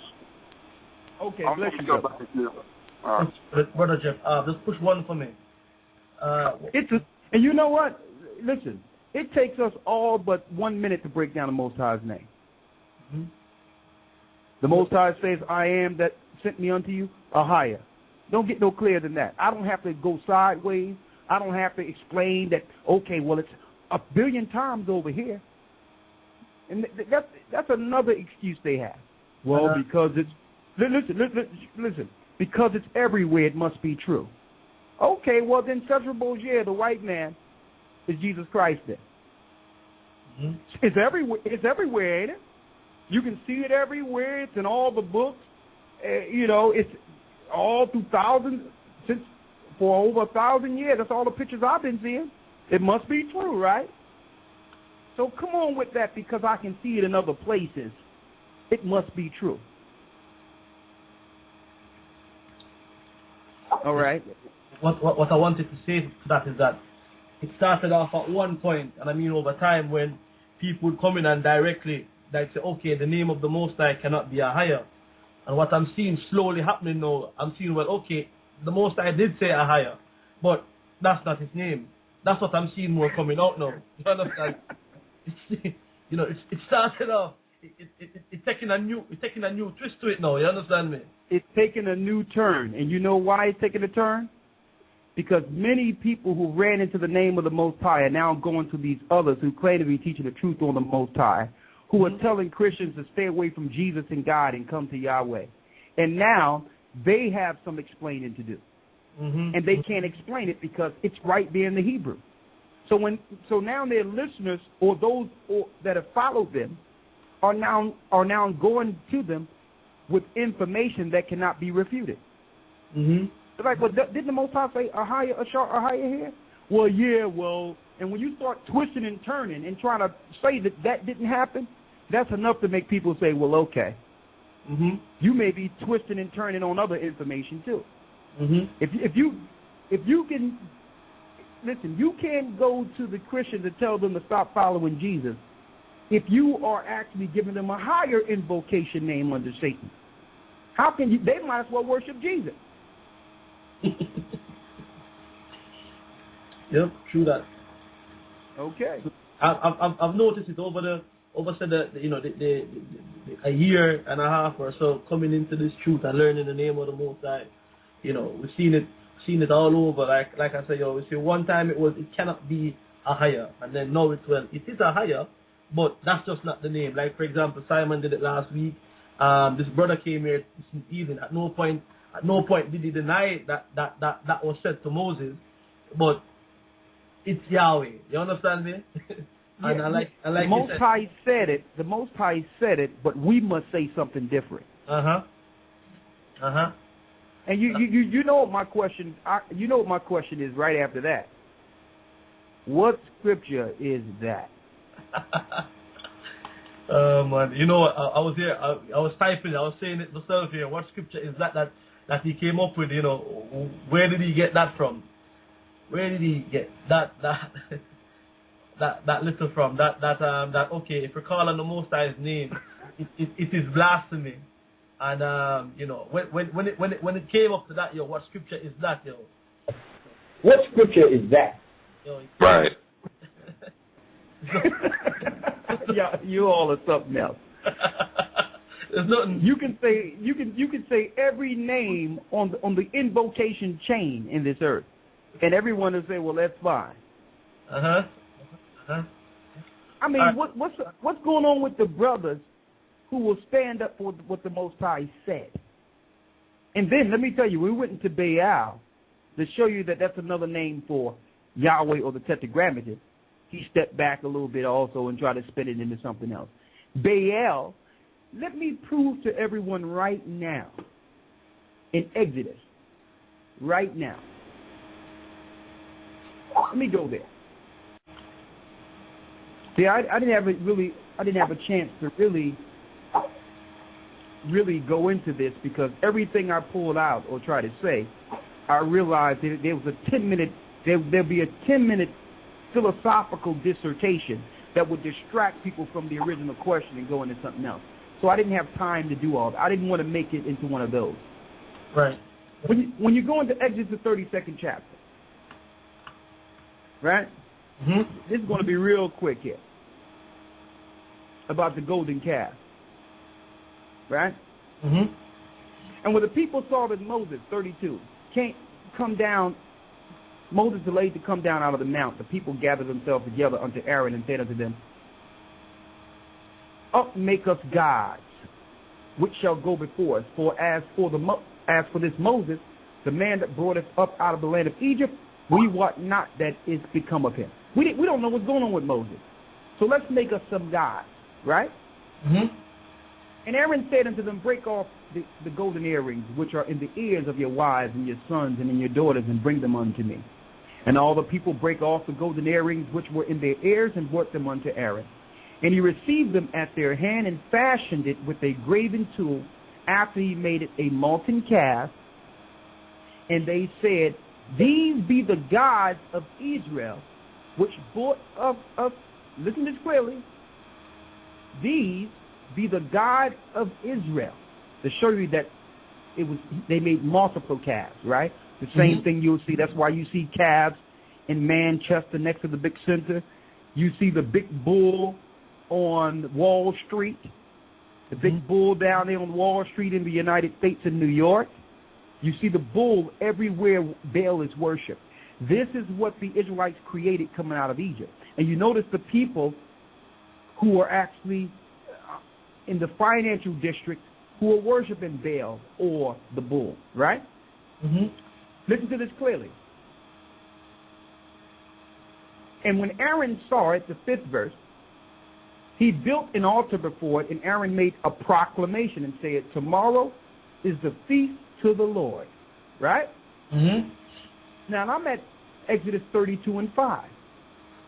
You would never guess that who's that Lord that Aaron made a feast to after he built the golden calf. Yahweh. Yahweh or Yahweh. Mm-hmm. So is this the God that spoke to Moses in Exodus 32:5? And I'm speaking to everyone out there that has a Bible. Is this the God that gave the name to Moses? Or is this the God connected to the golden calf? Well, the Jewish people believe this is the God of the golden calf. That's why they set up the calf in all their districts in worship of their god Baal. So there's two separate gods. The God Moses is speaking to on the mount here, and the God that Aaron created with his idolatry after breaking off his earrings and making a golden calf. So is he on? Now here's the question: is he on the ground with Aaron right here, or is he up in the mount with Moses? Answer that question. Let's see if any of the callers can get that. Let's go over to the UK. We have Brother Daniel in the UK with a comment. Brother Daniel. Yes, shalom, Brother Gaja. Shalom. And shalom, Brother Wakar, and to all the nation of Israel listening. Shalom, everyone. I have a lot to say. It's just unfortunate that the Jewish scholar had to leave again, as usual. I think they should always try and stay a bit longer. But just to support one of the points you just made, that name Lord, even when Adam fell, the Most High made it clear to him that because of your sin and that you have fallen, that Satan has become Lord and Master over you on this earth until he would send his son to come and rescue him.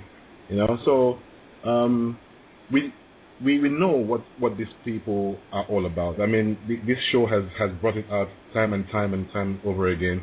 What I wanted to actually ask him, which he, unfortunately now he's done, was because I know he knows more than he's actually letting out.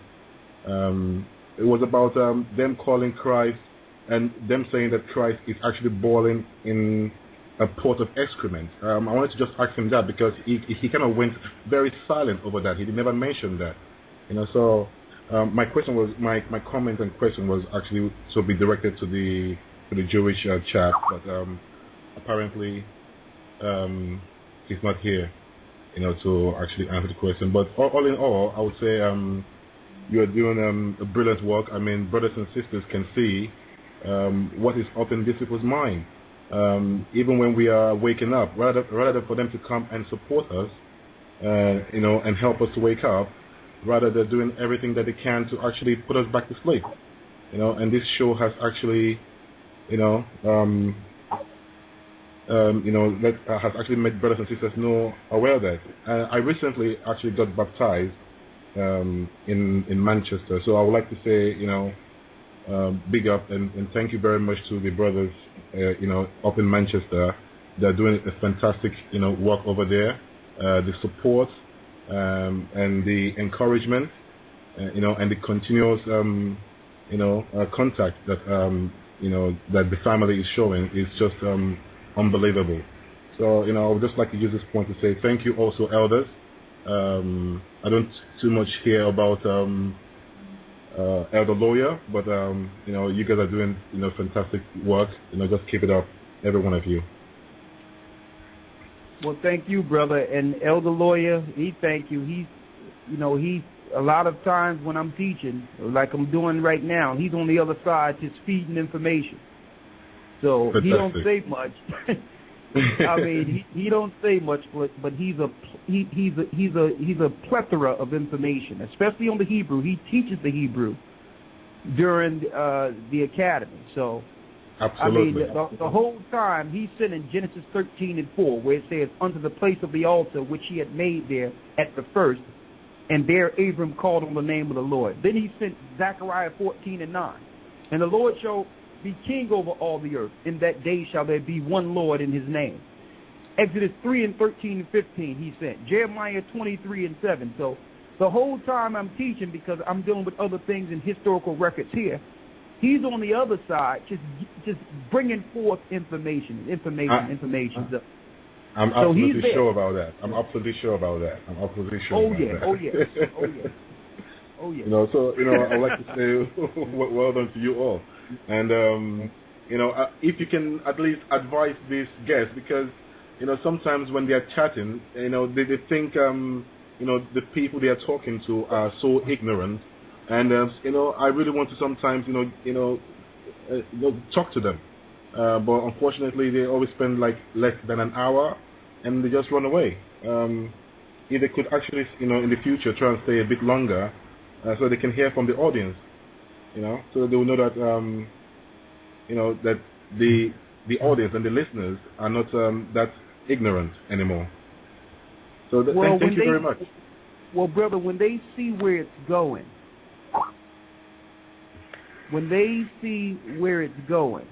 they get out of Dodge. Absolutely. Why? Because they can only work in darkness. They can only work with the ignorant. See, and that's what education is. Their education is to teach the slaves to go with the system and to uphold the history that have made us slaves. Absolutely. So there's no alternative information out there that they would give us to go against the established satanic religion and the established satanic government.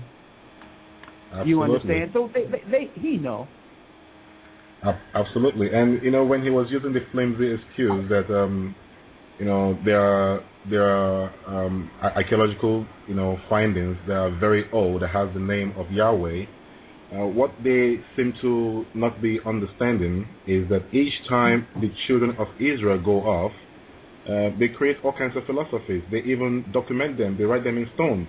And just because they documented those information doesn't make it true.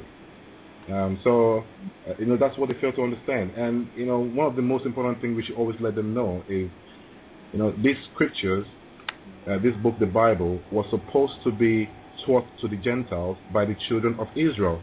And when anybody else gets their hands on this information, they always go off. So that's just kind of my comment. I'll let somebody else comment on that. Well, thank you, brother. Thank you very much. Great points this evening. Thank you. Yeah, brother, then I'm going to put you back in the queue. Just push 1 when the mic mutes, and we'll put you back down so I can take some more calls, all right? Yes, let me see. Okay, we got 36 minutes to go for the live show, then we're going into the overtime. By then, the Ustream should be up. So if you get cut off, you can follow the show via Ustream. The numbers to call 646-200-4309. Hit 1, it will put you in the queue. If you'd like to make a question or a comment. Alright? And let's see, where am I here? Okay. And because due to the traffic right now in the call queue, I'm gonna ask everyone to keep it to 2 minutes, and so we can give everyone a chance to say something tonight. And I'm sure Elder Ricard got some more stuff he wants to bring out as well, based on what we have heard tonight with this scholar, Michael Heiser, the guest who was in before. Okay, I'm gonna go to Terrell in MAs at Massachusetts. Let me see. Hey, how you doing? Shalom, brothers. Shalom. Yeah, I just wanted to say I have a comment. Yahweh is not the only. The Jewish people don't only use that name. I actually heard Japanese people use that name in his movie. I forgot what it's called, but his son name was Beelzebub, and his father name was Yahweh. I thought that was funny, but if you would have let that guy go on, he would have just kept philosophizing. It was amazing. And I wanted Elder to bring out that scripture, Jeremiah 8:8, when it said the pens of the scribes are in vain. Hello? Absolutely. Jeremiah 8:8 tells us, how do we say we are wise, and the law of the Lord is with us? Lo, certainly in vain made he it. The pen of the scribe is in vain. Yeah, that's what it is right there. Yeah, that guy was he was running from the scriptures, though. And see, that's the key, because the next verse afterwards say, the wise men are ashamed and they are dismayed and taken. Lo, they have rejected the word of the Lord, and what wisdom is in them. So it shows you that the wise men and the scribes would go into the record and use a pen to try to do adverse to the Most High, but it would be for nothing, because eventually the Most High would reveal his name anyway. He would reveal himself to his people as promised, even though they went through all these great lengths to keep the name from the children of Israel. It doesn't matter. The Most High revealed it. Let me tell you, no Jewish scholar, no one in any education in this earth told us what the name of the Most High was. And if we would have waited for them, we would not have received it. That's a fact. That's a fact. Well, that's all I wanted to say, brothers. Thank you for the show. The show is amazing right now. And bless you, Brother Gocc. Bless you, Elder Ricard. And you guys have a good day. Well, bless you, brother. Thank you. You can press 1 to go back into the queue, okay? All right. Okay. Yes, everyone. When the mic, when you hear mic muted, just push 1, Brother Terrell. If you could push 1 for me again, please. And also to Brother Daniel, if you could also push 1 for me again. All right. Let me see where we are right now. We have Kamar with a question. Brother Kamar, can you hear me? Shalom, Brother Gocc and Elder Ricard. Shalom. Okay, I just called in. I just wanted to say, from what I gathered from what the guy was saying is the Most High name is a higher, but you could call him any other name you want to, but you just can't call him a higher. Is that what he was saying? In a nutshell, yes. Did that make any sense to you? Nah, that didn't make no sense to me. That's why I was like, hold on. So he's saying that the Most High name is a higher, but you can't say that name, but you can call him any other name but that name. So what automatically popped up in my head was in Titus 1 where it says Jewish fables. Don't take heed to Jewish fables, which is just lies. Basically, that's what a fable is. And that's all I wanted to say. That's all I wanted to say. Well, brother, that's a great point. And another point on that I wanted to mention is that, listen, a lot of you may ask, well, what is this? Why did this conversation keep coming up? Why is it that we could discuss this? Okay, we know the name of the Most High. How many ways are we going to attack this or deal with this? But I'm glad the brother brought him on. We're going to go into different topics too. The reason I'm glad he brought it on, because brothers and sisters, the importance of this is, here's the point. These people who are under Satan, who control the earth, they are starch in their religion when it comes to hierarchy and invocation. And they understand that there's what you would call a hierarchy from heaven, in which if you're under a certain hedge, they have no power over you. See, you must volunteer your spirit under their guides in order for them to do what they need to do to you. So we're talking about what's going to happen in the earth and what the Illuminati is doing and all that. But unless you are under the umbrella or the hedge of the living God, whom they have no power, if you're not under that hedge, you'll be open play for them. See, they understand this under their laws of Kabbalah. So it might seem like a small argument to a lot of us, saying, well, what difference does it make? This is their religion to the teeth. They die for this religion because they understand that we wrestle not with flesh and blood. They understand that there's a hierarchy or generalship of order on the dark side. And if you begin to call on the dark side, the Gentiles whom the dark side have empowered can do what they need to do to you.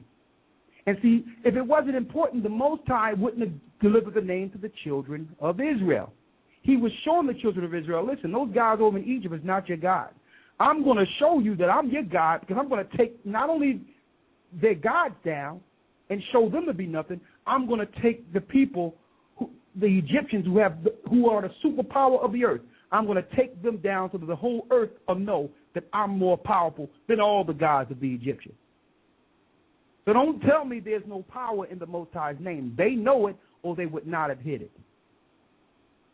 So this is why we keep beating this home, because it's deeper than an argument of what the Most High's name is. Mm-hmm.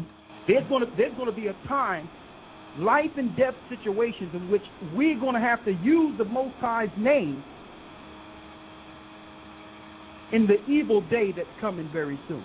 I'm talking about as a group, as one, for protection. And if we're all together, and this guy is calling on El Shaddai, the other guy up next to you is calling on Yahweh, the guy next to you is calling on Jesus, and the other guy is calling this or that and the other, it's not going to work like that. Mm-hmm. We got to be in one mind, one heart, one spirit under the Most High. Mm-hmm. Okay.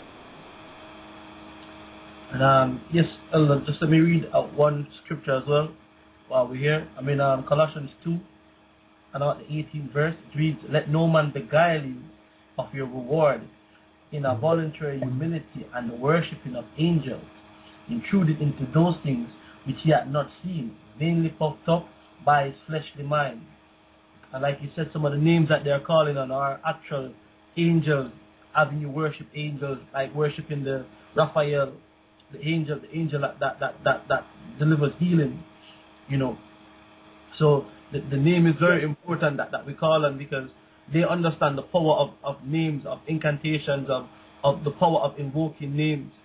You understand? So, you know. Yes. And Gocc, on that same point, you notice how evasive he became when I asked him a question about the fallen angels, who are also Elohim. Mm-hmm. So just because something is Elohim doesn't mean it's the Most High. Mm-hmm. Elohim, which means gods or powers. They can be good or evil. Mm-hmm. So you can't say that's the Most High's name. Mm-hmm. Because the fallen Els or Elohim are Elohim too. Mm-hmm. And you notice how he wanted to jump to Revelations, claiming that there's no place of fallen angels in the Old Testament, but claimed to be a Bible scholar. Right. And in the book of Ezekiel, it tells you about Lucifer, the fallen one, who was the spirit of the king of Tyrus. Uh-huh. Uh-huh. In the book of Ezekiel. Yeah, I was wondering where was he coming from with that when he said that Let me tell you, brother, the reason they're hiding Satan. They're hiding their Lord. They don't even want to admit that he even exists. And that's what he was doing by claiming that, well, really, we don't know whether or not it's the sons of God there. We don't know. We're still looking into that. He don't even want to admit that Satan fell. See, and this is the religion of the Illuminist powers. They believe he's still Lucifer. Mm-hmm. Okay? I'm going to tell you, brother, this guy knew 100%. And I can tell by his answers and where he was going that he knew. By the names he mentioned, I know that he deals with Kabbalah, and I know that he's dealing with sorcery and Satanism. Mm. But yet, they infiltrate as Christians because these are the people they're looking to destroy. Mm-hmm. Their biggest enemies in the earth are those who believe in Christ. So they send these agents among Christians to deceive them and to destroy them, knowing that those that come to Christ in the last days will be their biggest adversaries, their greatest adversaries. Okay. Yeah, man, I did, that was, I caught, when he said it, I'm like, nah, come on. And then I knew the conversation was going to take a turn for the South soon after that, because it was lies after lies. And, he said to us, if we're going to release the show, well, yes, this show is going up. It's going up tonight. The minute it gets published, it's going out. So people will be able to go over and listen to it again and examine the point. And the thing is that whenever we do a show like this, there's always something new that comes with it, there's always a new element to it, some things that we never realized, and we can see it. And you know, you have brothers and sisters out there who take the recordings and put it up. You know, big up to Judas Back, you know, putting up the work anywhere we can get a chance to get it out. And for everyone who giving ideas to the show as well, man, thank you very much for that as well. You know, I received the emails. We look every guest that was suggested. We are trying to get in contact with them, so that we can bring another dynamics to the show as well. And you know, without your participation in it, man, it wouldn't be what it is right now. It is like one of the most popular shows right now on Blog Radio. A lot of you can check this. We're usually at the number 2 spot, you know, and like I say, it's only because of you participating in the show. So keep it coming. You can send me emails at searchengineint@ymail.com, and that comes directly to me, our brother Azariah. And you know, whether you have a comment, question in regards to the show, and also if you want to put music up as well for the new application that we're gonna launch coming soon. All right, hope I got everything out there. All right, let's go back to the phone calls. I'm gonna head over to the continent of Africa. I got brother Yakan here in Africa. Okay, and if I've already spoken to you, just hit 1 for me, please, and I'll put you back in the queue so I can go through these calls a little bit easier. Brother Terrell, just hit 1 for me. Let me bring in brother Yakan. Hey, shalom, brother. How y'all doing today? Good, man. Thank you. How you doing? Doing good. All praises to the Most High. Doing fine, man. You know, I was listening to this show today, and you know, paid very good attention to where this brother was trying to go. And you know, I need to be thankful to the Most High to give us this knowledge, because we see the way that they work out there, and you know, we see that they try and charm their self in and being the sweet talkers and all that. But we saw exactly where he was trying to go. And there's one scripture I want to bring out here. You know, he was mentioning that the name of the Most High was mentioned only once in the Old Testament. But, you know, according to St. John, chapter 8, verse 58, that is not true. Because Yeshaya said it himself, you know, where he says that Yeshaya said unto him, verily, verily, I say unto you, before Abraham was I am. So that is in the New Testament as well. Now, you know, we saw where he was trying to go, talking about Egyptology and all that, and, you know, the worshiping of angels, which, you know, are fallen angels, that the Most High has many names. You know, when the Most High is one. And, you know, we have to give thanks to the Most High that, you know, we know this truth and we stand in this truth right now. And we're not going to leave nobody come forward with philosophies and vain deceit and try and trick us, and especially to the young listeners, you know what I'm saying? So with that, I want to say thank you, Brother Wakar and Brother Gocc. And once again, you know, we have to keep on doing this work on Inshallah. Well, Tawada, brother, Tawada. And I just want to say this in correction. He did mention that Christ said, I am. And that's the only other place that's spoken of with the Most High's name in detail. But he was using that as a pretext to say that no one else mentioned it because they couldn't mention it. And that's not true at all. All right. He started philosophizing because it's not found in other places. After the Masoretes put their hands in it, he's claiming the excuse they give it now is that they couldn't say it or write it, or it would have been blasphemy. Well, that's ridiculous. If it was written there in Exodus 3 and it wasn't blasphemy, then it could have been written every other place, and it was. They just took it out. All right? To make that clear. Are you there, Gocc? Yes, but I'm here. Yeah, okay. Push me 1 if I've already spoken to you, and I'm going to go right now to Mark. It's a comment, but it's off topic. And that's Mark with a question, no comment, off topic. Can you hear me? I'm hearing you. Yes, clearly. Yes, go ahead. Hey, how you doing? I'm calling in. I'm from North Carolina. I've been listening and following you guys for the last maybe almost 2 years, and I had something I wanted to ask, but now that I've heard you talk about Egypt, and I just heard this brother call in from Africa, I'm still here in Babylon, and it's getting very aggressive. Here, a cop was just found guilty of he was guilty of beating a black sister with his bare fist and beat her like a man, all because she said that when he came to her friend's house that the friend didn't have to allow him in without a search warrant. So he tore her down and assaulted her. And the only thing that happened, her charges got dropped and he quit. But he's going to move on and he's going to get another job. But things are getting very aggressive in a sense. I may never talk to anybody ever again. I want to know, do you believe that do I have enough time to stay here and take the academy? Because I want to take the academy because when I do and I am ready to leave the country, I want to go where you guys are because I feel like you guys are teaching the truth.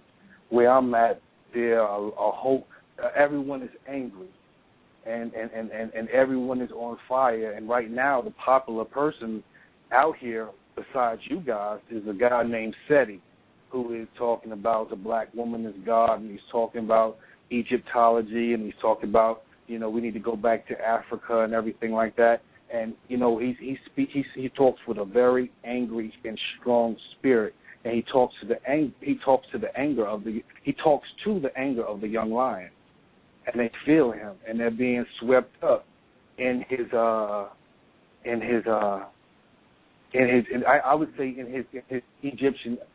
Egyptian ideology, and he's leading people down the wrong pole. Earlier today, I don't want to talk too much. I was listening to a little clip that was on YouTube where Farrakhan is YouTube where Farrakhan talks about what's getting ready to, what he feel like what's going to happen for 2013, and he talks about this movie Django and how he feels like the movie to the white America has got them in a panic, like, oh Lord, these so-called Negroes are waking up and now they're unchained, so now we need to defend ourselves. And then on the flip side, it's saying the movie is teaching the so-called African American population to be unchained and to really come against their oppression. So if I never talk to you again, do you feel like I have enough time? Because I want to take a full thing of the academy, and I know the next one I think is in March, so that I can get with the right people. I feel like you guys are the right people. But if not, if I do leave, how does that work?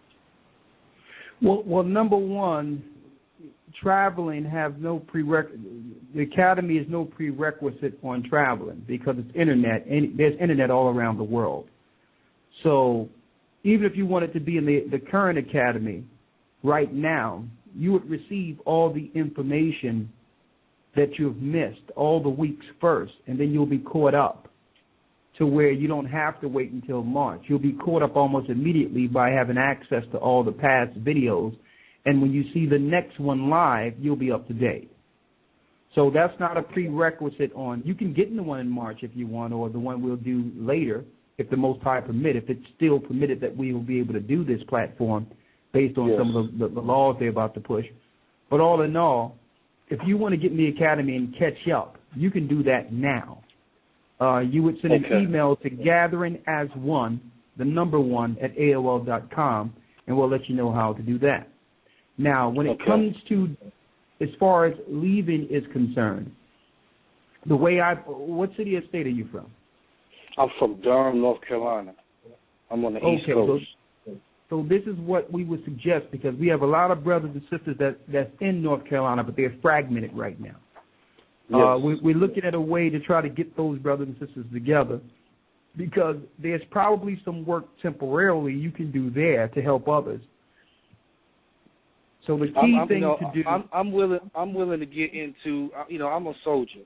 I've been willing to get into it. I was a soldier doing the pagan thing when I thought I was a Baptist.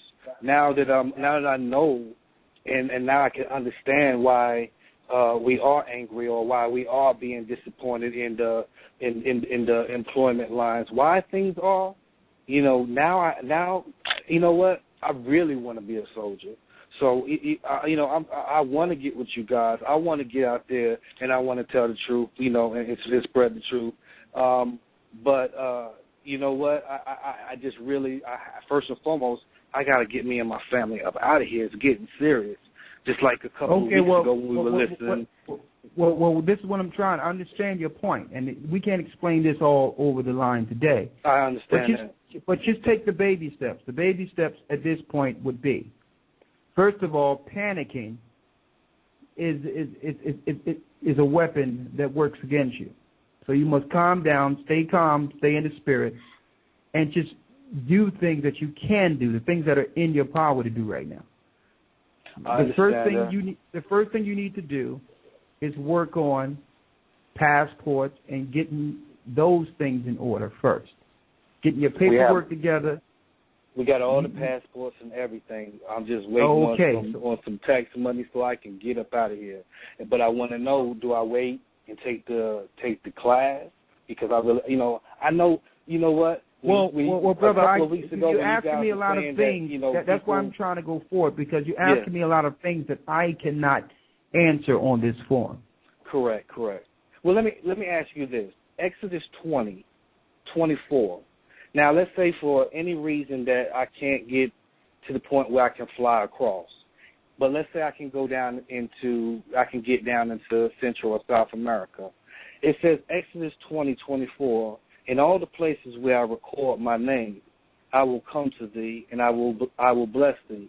Does that mean that because according to my understanding, from what I've been told, I haven't physically gone down there. They say that the Most High's name is written down there because of what the Indians and other brothers in the tribes went down there and did.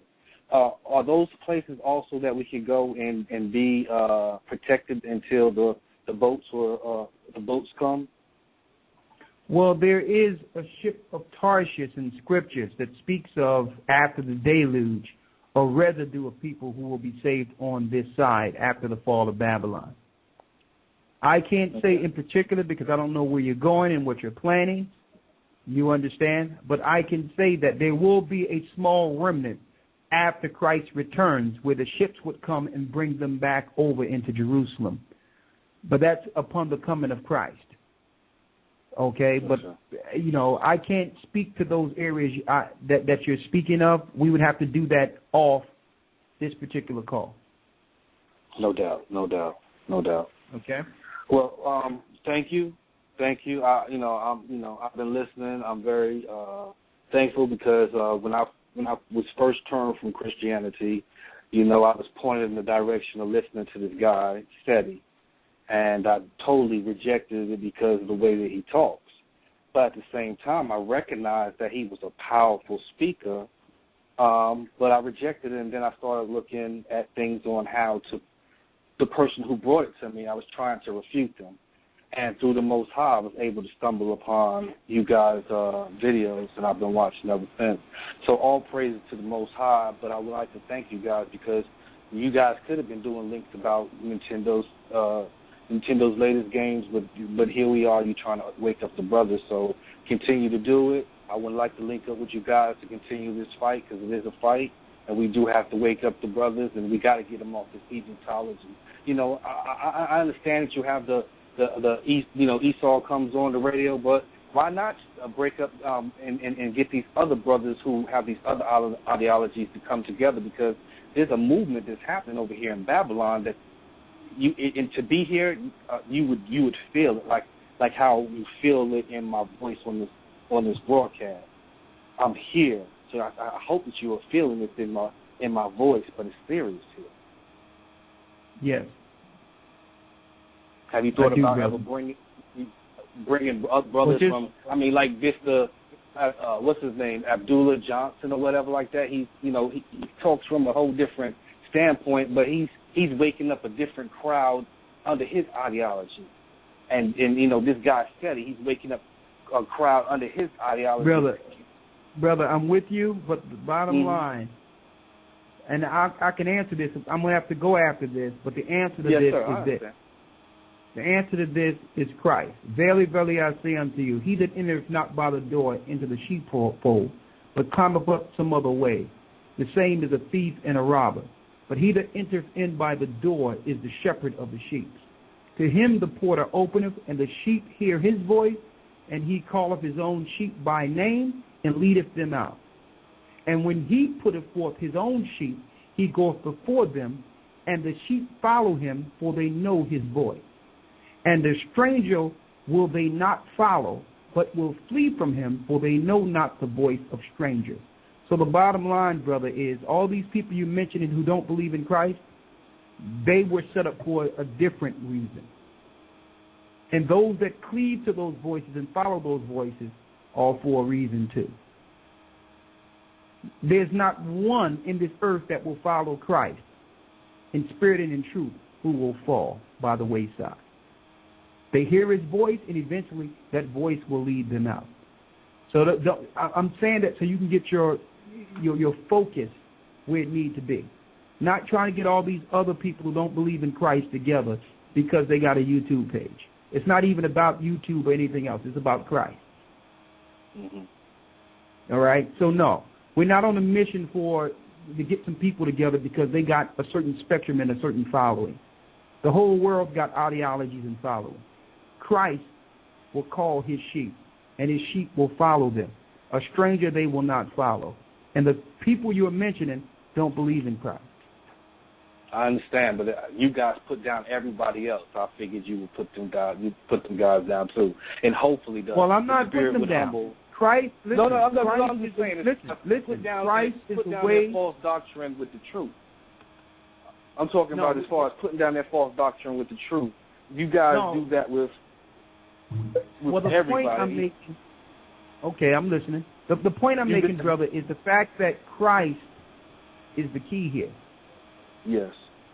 You'll be better off focusing on Christians than those who deny the scriptures and deny Christ even existed. At least the Christians have some belief in Christ, and they have the Bible. You can't go to SETI and sit down with him with the Bible. So, no, we don't want that brother around us when things go down and when it happens, because who knows what gods he'll be calling on and what he'll be doing. You're right. Okay? Yeah, you're right. Now, in a different form, if we can sit down privately and somehow we can come to Christ with the same understanding in Christ, and with no one denying the Bible, then we can begin to talk about coming together. All right? You're absolutely right. But besides that, for yourself, now that you got your information together, send us an email. We're going through it. We're going through the email now, and we'll let you know what we can do for you at this time. Thank you so much. All right? Thank you so much. Okay. All right, shalom. Thank you, shalom. Hit one for me. Let's take you back up the queue. All right, we're down to the last 5 minutes of the live broadcast. If you have not called in on 646-200-4309, you will be disconnected. If you would like to continue with the show, we're going to open up the Ustream channel, and you'll be able to follow us on Ustream. We have less than 5 minutes to go now. All right, I'm going to open the call. I'm going to take 2 more calls before it actually goes over. Then I'm going to play a track in the intermission while we transition into the overtime period of the show. So the next call I'm going to go to is Sister Gwen. I'm going to ask you to keep it to 2 minutes, please, because we're coming up to that time where we want to just get through as many calls as possible going into the overtime, because sometimes people do get disconnected. Okay? Sister Gwen from New Jersey with a comment. Yeah, shalom, brothers. Shalom.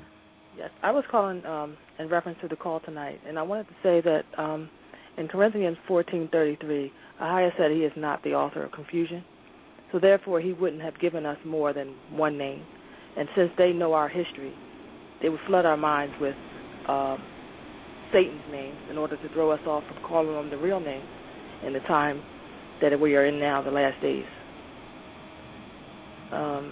So I certainly am grateful for all your information and things that I'm learning. I'm constantly learning. I've turned off the TV and I've been really studying and learning.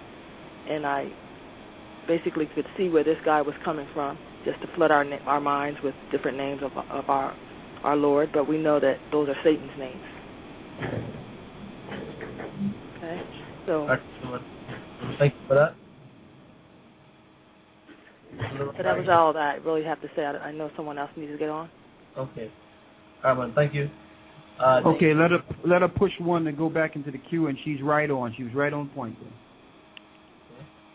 Let's hit one from your sister Gwen from New Jersey, Sawada.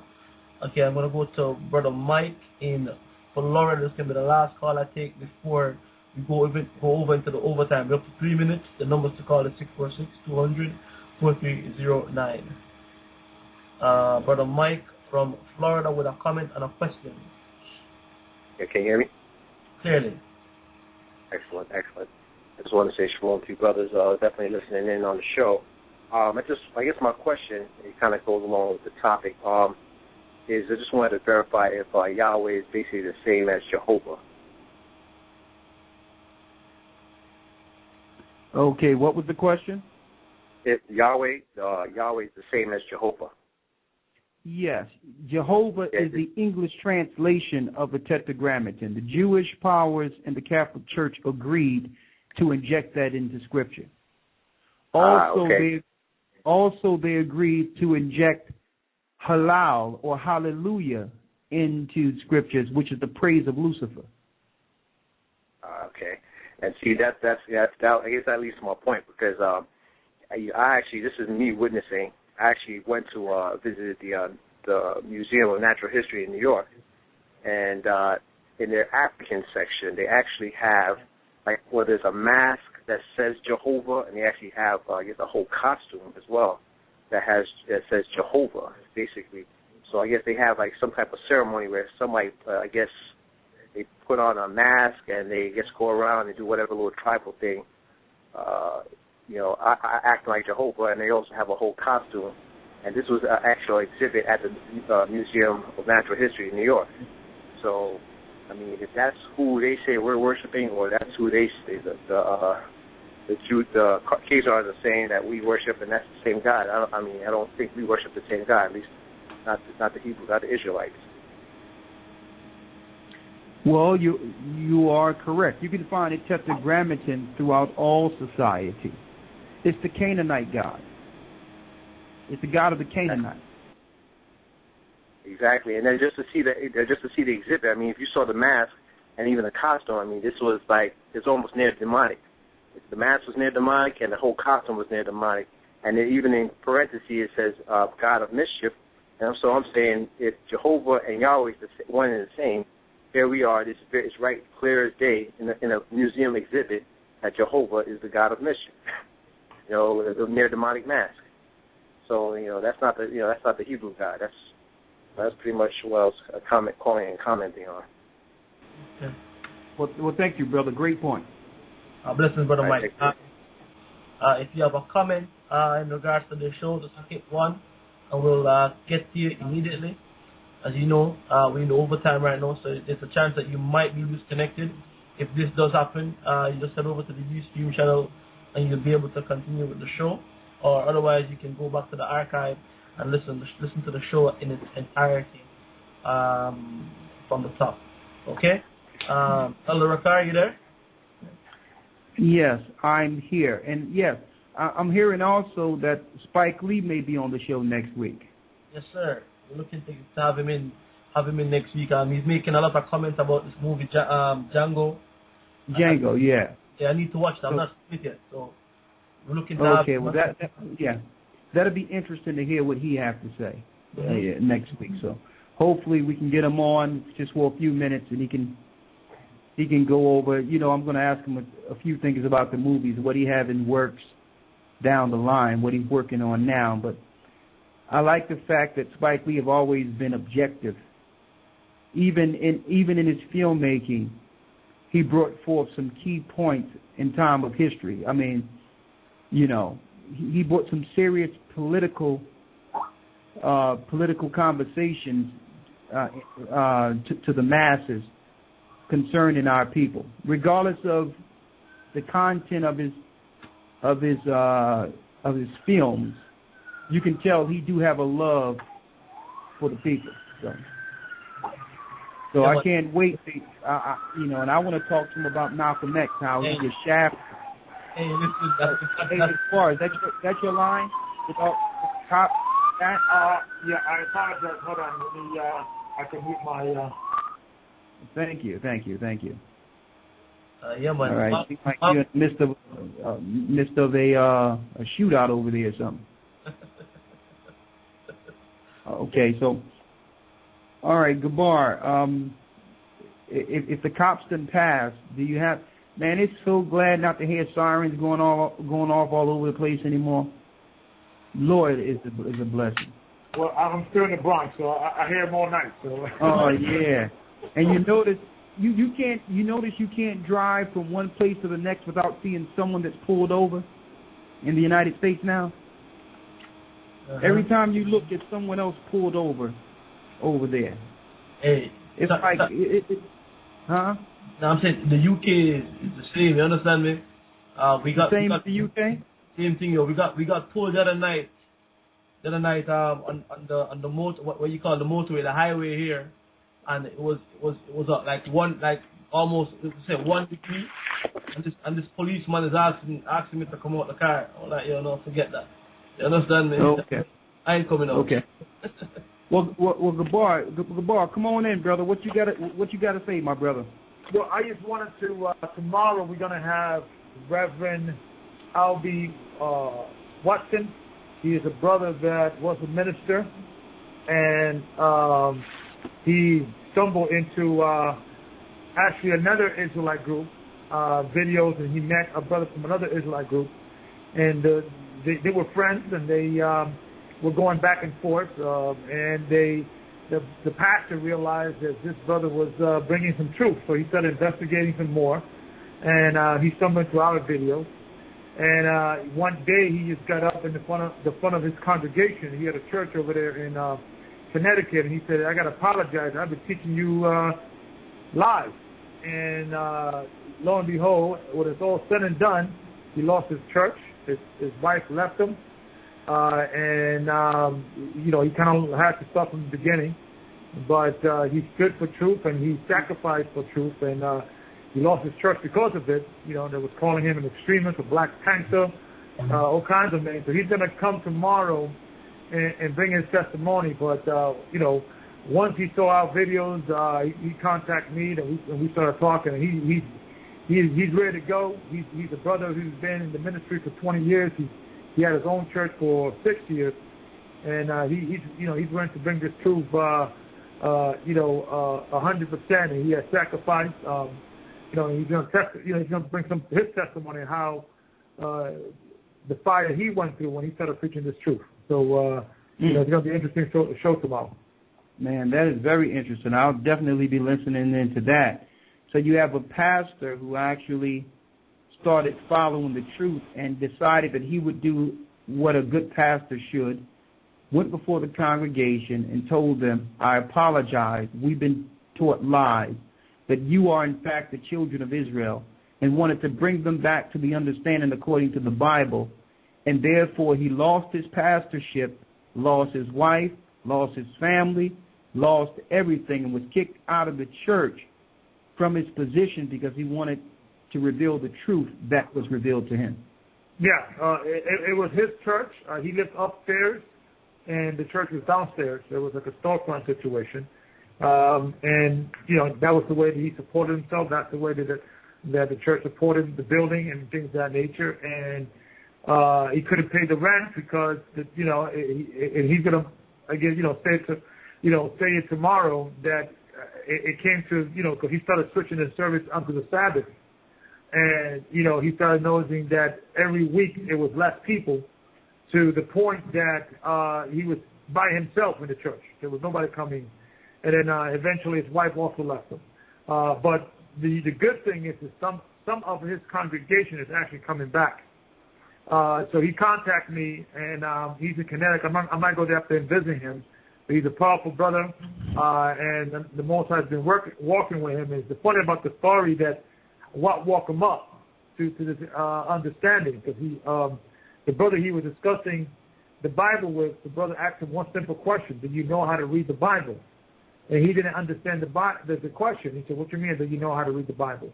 He said, and he gave him the scriptures line upon line, here a little, there a little. And that's what kind of woke him up. I said, okay, it's through precept you get the understanding.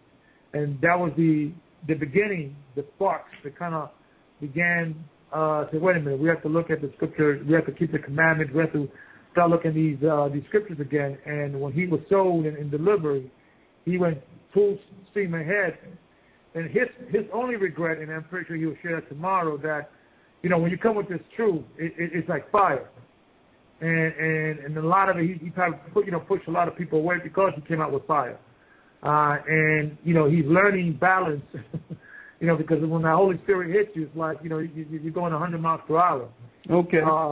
So he's going to bring his testimony tomorrow. It's going to be a powerful one.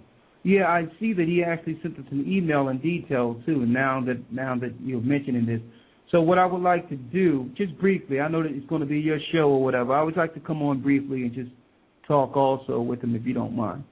Absolutely. I think we're going to, Brother Rahai, he started the show at 5 o'clock tomorrow. I think we're going to bring the brother at 6 o'clock. Okay. It's going to be like an hour, testimony. And there's another brother.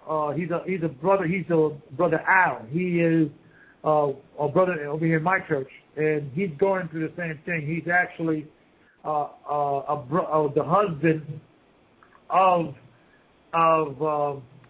a sister that comes to our church, and he's been to our church. And this past Sunday, he's actually a junior pastor in the church, and he's been working up to this truth too. But his dilemma, as you can imagine, this brother's been with this church for 30 years. He's a junior pastor. He grew up with these people. He has great respect for the pastor there.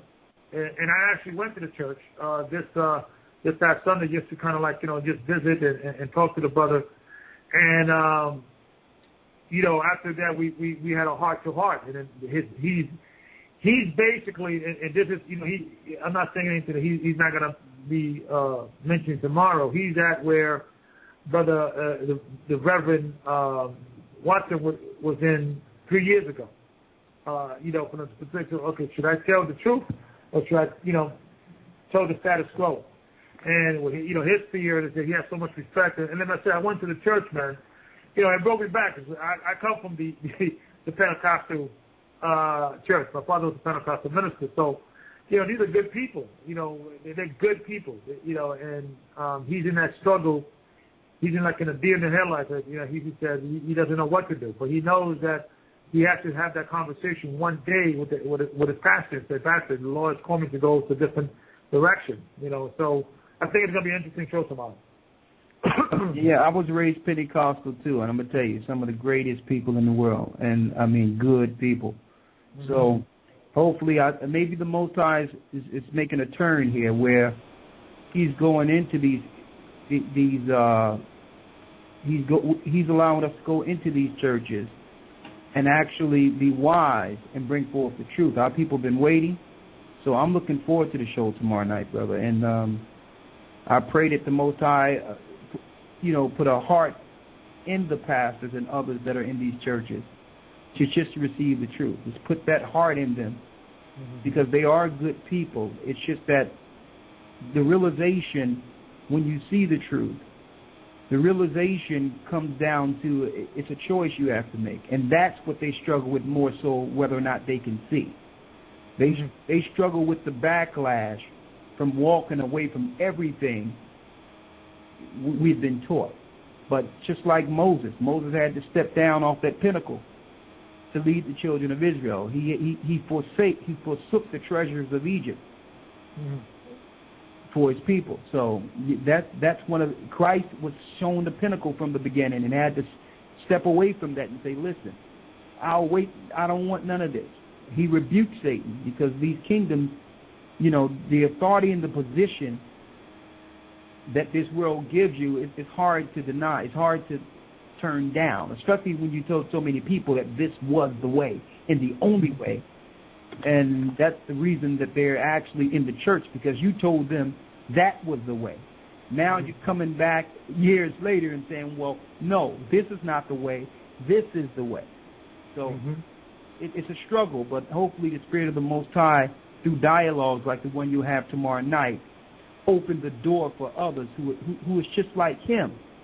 Because there's many pastors now who are more open to receive the truth because of what the prosperity movement have did to the church in itself. The whole church, the whole spiritual church in the United States have been gutted by Satanists and those that are dealing with the prosperity movement. And you have now the spiritual brothers and sisters have become the underlings to these Satanists. So all in all, I think this is an opportunity, once people hear this dialogue, that other pastors are going to come out and state claim the truth. Once they hear this pastor's testimony, to let you know that it's okay to stand against evil once you realize what you've been doing is evil, that you will be accepted with God, and if the people reject you, they rejected Christ. So that's that's all. That all comes with the territory. And you shall be hated of all nations for my name's sake. So, brother, that's some great work there, and I will definitely stay up for that one tomorrow night. Yes, so it's going to be a wonderful show. Those any Christian, if you have any Christian brothers, sisters, mother, you should really ask them to come in tomorrow, because this is going to be from a passion mouth. And I gotta say this, man. I know all the tribes have different gifts, but no one can bring in the truth like Judah. I just gotta say it. These pastors, man, this brother is teaching the word, and he's coming with powerful, but he's coming with the scriptures. And I say, man, if we could get these powerful preachers out there, because they got, the scepter will not depart from Judah. So that's that lion, and like I said, man, I think we only are touching the tip of the iceberg. A lot of these preachers, especially, they're waking up, man. And Brother Al, he's a powerful brother, but he's like I said, he has to make some tough decisions, and my heart goes out to him. And I think he will make a tough decision. He's going to come in, and I think tomorrow is going to be a good encouragement, because Brother Wilson, excuse me, he's not turning back. He's not turning back, and so that was a good encouragement for Brother Al. So I think it's going to be a powerful show tomorrow. Okay, well, brother, we'll be looking forward to that. Well, just stick on with us. We're going to take a few of these calls in here. Stick with us. You good? Okay, I'm good. Okay. Okay, it's going to be nice tomorrow. Yeah, man, definitely, man. I'm going to be in it as well tomorrow, in the thick of it, man. Just, watching it as well. Let's take some calls. I see a lot of calls fell off. It happens here when we go into the overtime. So if you on another note, I heard someone say that this is by far, the show tonight was by far the best interview concerning the name Ahia. And I thank the Most High for this interview tonight, because what Satan tried to do is he tried to create a back and forth, or to a point where no point actually gets through to the listening masses. They'll get so frustrated with the argument that they'll turn away and turn off, because it takes sometimes 15, 20 minutes to get to the bottom of one specific topic. And I think the Most High allowed tonight, he allowed a calm spirit in which all the information was put forth on both sides so that the truth can abound. So I thank the Most High for that. Okay. All right, so let's get some people in. And I know a lot of people want to talk. Let's hear them talk. Okay. We have Jermaine from New York with a question. This is off topic. Brother Jermaine, you there?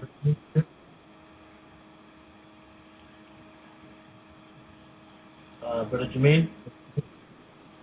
Okay, I'll come back to Brother Jermaine in a minute. Maybe you step away. Let's go to John in Ohio. Hello? Hello. Yeah, how y'all doing? Shalom. Shalom. I had a couple of questions, real quick. Me and my wife, we got 5 kids. I'm 24. We 24. We got 5 kids. And the more I think about it, it kind of sounds ridiculous. But is there any scripture that talk about, tying tubes? Like, is that sinful? I know the more I think about it, it kind of sounds silly. But just wanted to ask anyway. Well, number one, it's definitely a sin. Right. The only scriptures I can give you is during the time of Joshua. We read the book of Joshua. One of the satanic plots against reprocreation was they gave a potion to the women to keep their shape, stop them from having children. I guess that's the same stuff they're using in birth control today. Right. Now, when it comes to tying tubes, that goes directly to the eugenics program. And usually the tying of tubes lead to all types of disorders for the women outside of that, even emotionally, based on it messes with her cycle, it messes with everything. And eventually, when you do that, there's a great chance of things like ovarian cancer and things of that nature. You understand? So, no, tying tubes is nothing that the Most High would want anybody to do. Right. And see, this is something that the Satanists and scientists do to animals. They treat us like animals. We're not animals. And you're not even supposed to spade and neuter animals. Who are they? So, but they have taught this through Planned Parenthood, which is a eugenicist program to stop the reprocreation of the children of Israel in the earth. That was the whole ideology behind tying tubes and all that, and forced sterilization. So once you know the agenda, a matter of fact, I favorited a video that you probably need to see. Go to a Gathering 144, and I favorited a video that give you the history of eugenics and what their plan was, and how now we talk about these things as if this is normal science. This is not normal science. Okay? It's not a curse to have children. Okay, so the ultimate choice is up to you on what you do with your family. But you need all the details and the facts to make an educated decision before you are you willing to deal with the backlash that comes with the risk concerning operations like that? The ovarian cancers and things of that nature. And who knows what they're doing when they're down there? What other medical issues will they create that they're not even telling your wife? So it's best to keep these things in the hands of the Most High, brother, and trust in Him. And I do want to say, she did have a cancer. I can't remember. I'm going to ask her real quick. Did you have, what cancer did you have? Yeah, she had ovarian cancer. And when she came back from it, we just kept having babies back to back. Like, it just was 5 years straight. We didn't, it was been back to back. I don't know what they did, but now we can't stop having babies. Okay, well, that's a blessing. Yeah, it is. That's a blessing. And I'm sure there's other conversation we can have on the outside of this that I really can't go into here. But all in all, brother, everything is fine. She overcame that, and she's blessed. Don't have her go into that anymore. You understand? Because they're trying to kill her, and they're trying to kill off your offspring. Okay. Okay. One more quick comment. Have it be quick because we want to be respectful for the other people that are waiting. And as soon as you answer this question, hit 1, and I'll answer it offline so we can get someone else in. Okay. Yeah, this is a quick comment. I do music, and I did my last song is called "We Want Jerusalem." I just wanted people, to YouTube it. It's called "We Want Jerusalem" by John Boy. I just want people to check it out and let me know what they think. Okay. Well, you plugged it, and we're gonna check it out. I'm gonna check it out a little later. Okay. All right. All right. Bless you. All right. Bless. Yes. Okay. Let's go to the calls again. We have Sister Mika in Texas with a question.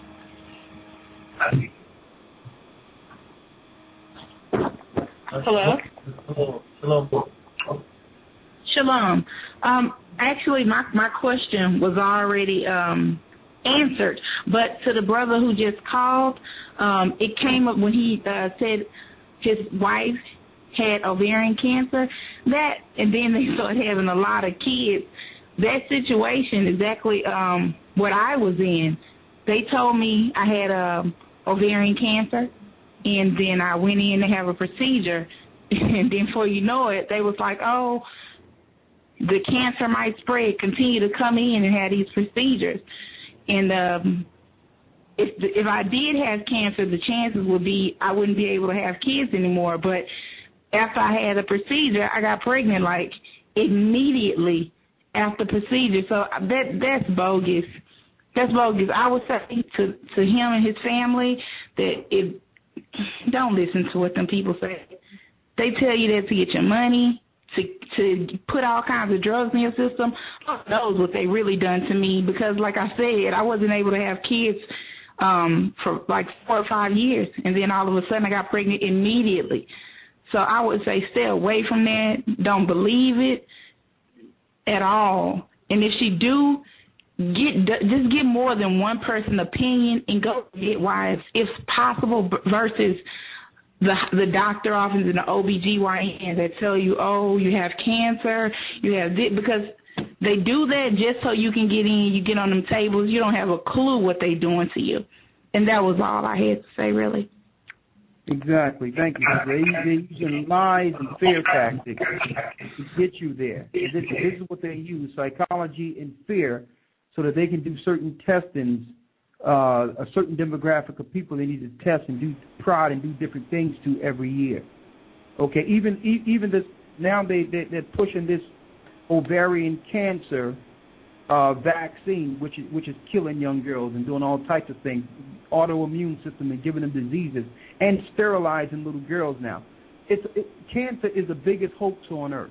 Not to say it don't exist, but it's created as a mechanism to engage the population and to kill off the population. All right? Don't follow them unless you know something is wrong with you. Don't listen to this mess. Don't listen to it. You eat right, take care of your body, pray to the Most High, you'll be fine. You go to them, your days are numbered. Mm-hmm. All right. All right. Okay, let me see here. We have Derek, also from Texas, with a comment. Shalom, brothers. All praises to the Most High. Shalom. Shalom. I just wanted to say that, on the guest, that John 14:14, the Most High says, anything you ask in my name, I will do. And see, the thing is, they know that. That's the reason they don't want us to know his name. They want us to get off on all these different things, so we don't call on the correct name to invoke that against them, right? So, I mean, am I on with that or what? You are right on. You are right on. And it tell you in scriptures, there's no other name under heaven whereby man can be saved. Absolutely. So if there's no other name under heaven whereby no man can be saved, why would Satan give that name to the population? Absolutely. That's why the scripture says, many, broad is the way that leadeth to destruction and damnation. Satan have invoked his name all through the earth in all these different texts, and he done reversed the script to make it where you can say his name all you want. But it's blasphemy if you even try to mention what the Most High says. What type of confusion is that? Right. And you know, the thing is, see, the guy, just like you touched on earlier, he knows what he was saying was utter nonsense. I mean, that's nonsense. You're going to tell somebody that you can't say the name of the Most High, and he specifically told Moses that's what he wanted him to tell him? I mean, come on. That doesn't even make sense. Listen to the hypocrisy and contradiction. That no man can say the name of the Most High. Isn't that what he said? Right. What was the first question I asked him? I asked him, what was the name of the Most High? And he gave me about 30 different names. Well, I thought no man could say the name of the Most High. Right. See, this is the utter confusion that comes down with these Satanists who are injected in population to confuse the masses.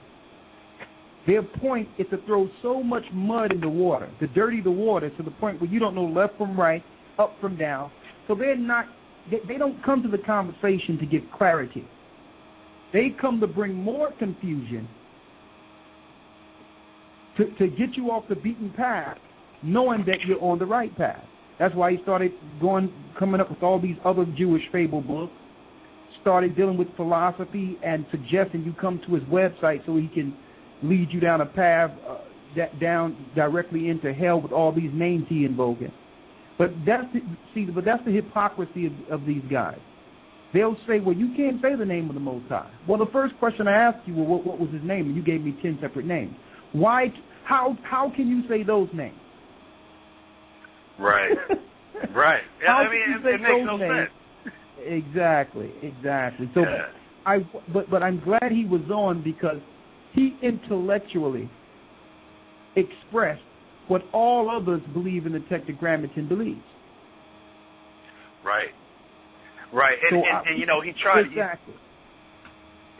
You see how he tried to use mockery when you were bringing some other stuff out. He started to laugh, and I'm like, you know, that's a favorite tactic that they try to use to make other people feel ashamed for even following or believing what you're saying. See, because they're so used to us not looking credible, you know, that they think they can use that against us in any forum.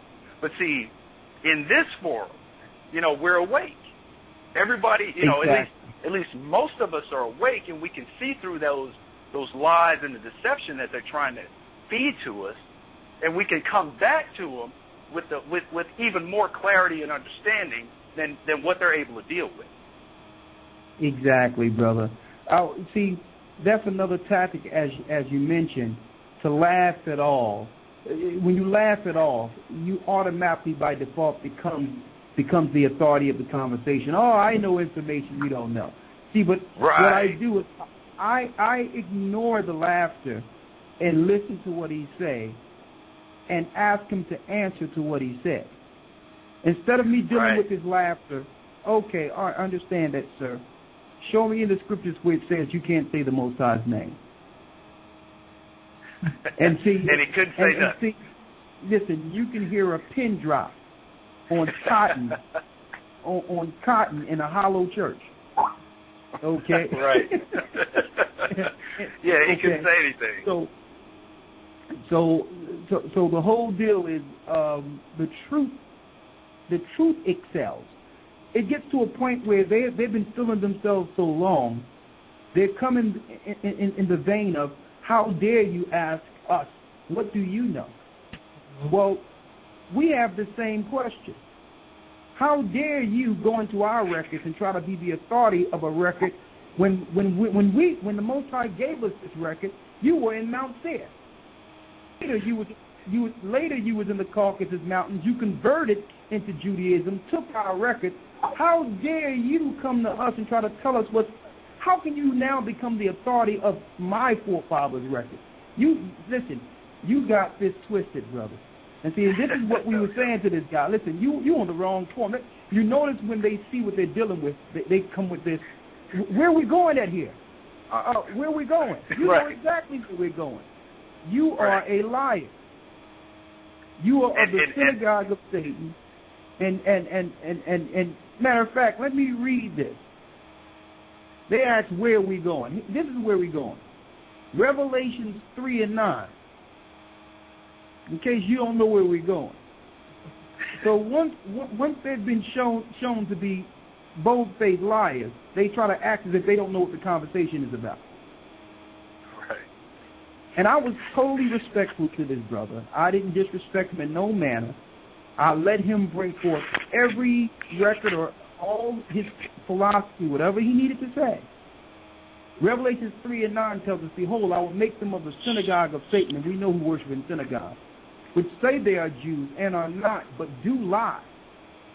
Behold, I will make them to come and worship before thy feet, and to know that I love thee. So Christ is going to make them bow to the children of Israel, and they're going to know that Ahia was our God, the God that denied and detested their very God. So this day is coming. Now absolutely. they can laugh and become jocular and yeah, we got control, we own the banks. Listen, you got about 5 minutes before fire come down and destroy all of you. You're in the last hour. You're in the last hour. Okay? Yep. And to prove that, the same people you spent billions of dollars to keep in darkness, who you played close, who you have taught us to break God's law and perpetuated evil amongst us and created all types of organizations like the KKK to fight inward and blame it on white Christians. All the things you've done still didn't stop us from finding the Most High's name. And you know what? The Most High had it for us there the whole time. And the same power that revealed his name is going to show presence. He's going to show the angel presence and protect us to fight against this world upon the coming of Christ. And guess what? When that happens, no weapons on earth formed against us shall prosper. And it starts by understanding who our God is. Okay? Absolutely. And you know what? Let me tell you, we know they listen to us too. And see, when I be speaking, I'm not just only speaking to our people that's out there listening and our regular listenership. You look at all the people that are listening to this show, and let me tell you, you'll be pressed to think that it's just our listeners. We know they're listening to us closely. We done had 6 YouTube pages in which they have canceled for absolutely nothing because they was afraid of the information getting out there on a mass scale. We had a few videos. We had one video that had over 1 million views. They deleted. So we know they're listening to us closely. And you know what? They are quaking in their boots. They are scared because they have gone through such great lengths to deceive us. And all that was for nothing. They should have known that their time was up. So I don't care what type of weapons they create, how many lies they create. I don't care how many wars they create and how many people they induct into their satanic army against us. We will win. So that's it's already foretold. Absolutely. And you know, I know you listened to the Abe Finkelstein, the rabbi. Oh yeah. This guy comes on and tells everything, and you know, the craziest thing about it, he even said that people wouldn't believe him. And there it is. But you know what? Just like you said, they know they're going to lose. They already know this. But they're still going to try because they believe in Lucifer. They think they're going to go into space and fight against the Most High. But as you said, it's absolutely in vain. I mean, it's just the craziest thing. But brother, I mean, you know, all praises to the Most High. I mean, I just, you know, I came into the knowledge of myself, you know, being Judah in 2006, but coming into this full knowledge and around what they call Thanksgiving of last year. You know, just like the preacher that's going to be coming on tomorrow. You know, I had to go through that purging. You know, I call it the purging because, you know, pretty much everybody and everything that was in your life is purged out when you bring in Ahia. You know, when you bring him in, all of that stuff has to leave. You know, so you can become the child that He's looking for. You know, so anybody out there that's dealing with that right now, hey, it's gonna happen. Just praise the higher that He is doing that for you, because that is absolutely needed. And what I just want to say one more thing. Do not just speaking on the brother that with the kids and the other sister that was talking. Do not allow anybody to inject you with anything, no matter if you go to the doctor, if you nothing, because they're trying to sterilize us, is what they're trying to do. So anyway, that's all I wanted to say. Thank you, brother. Shalom. All praise the Most High. And you guys have a good night, good evening, good morning. Shalom. I really wanted to show this real quick, Gocc, for those. And for those who were on the radio that made it to the site. Okay. To the Blog Talk site. I got the book here, and I'm giving them a picture right now of El Shaddai. Let me come on it as well. Let me see it. Right there, El Shaddai. There you go, right there. El Shaddai. See? El Shaddai. There you go. Metatron, which is another name for El Shaddai. And check that, Megatron, so close to Megatron, and they're talking about the Transformer movies that they're putting out, the Fallen one, Rise of the Fallen. Yes, Megatron is another name for Satan. Uh-huh. And you notice that they put that name in Transformers. Uh-huh. And you notice how they use cars instead of it showing them transforming to beings in this earth. Mm-hmm. You understand? So it's really about the angels coming down and transforming themselves and being worshipped as gods on the earth. But they hide it in science fiction and movies. Mm-hmm. Megatron is one of the lead Transformers. Mm-hmm. You understand? So they put it right in your face, brothers and sisters. Listen, that's Satan. Megatron or El Shaddai is Satan. And guess what? The Jewish people that deal with Jewish mysticism know this beyond any shadow of a doubt. The pagans know him as Pan. Another name they use is Hermes for him. Hermes is no other than a chief under Satan, Azazel, which is also Osiris. All right? But they have hid that from us. They have lowered our spiritual education, and they have dumbed us down, and this is what happened through slavery, so that the only information we had access to is the information that the Satanists would allow us to know or have. We had no source to refute their evil teachings until the Most High began to awaken us near the end. All right? So who else we have here? We lost a few of the callers when we went over into the overtime. So I think most of the people right now are over on Ustream, the ones with questions and comments. I mean, we're down to I think we have about less than probably 10 minutes to go of the live show. So if anyone's still in the queue you're listening and would like to comment, just hit one and I'll bring you in. The thing is this, Elder, right? Check this.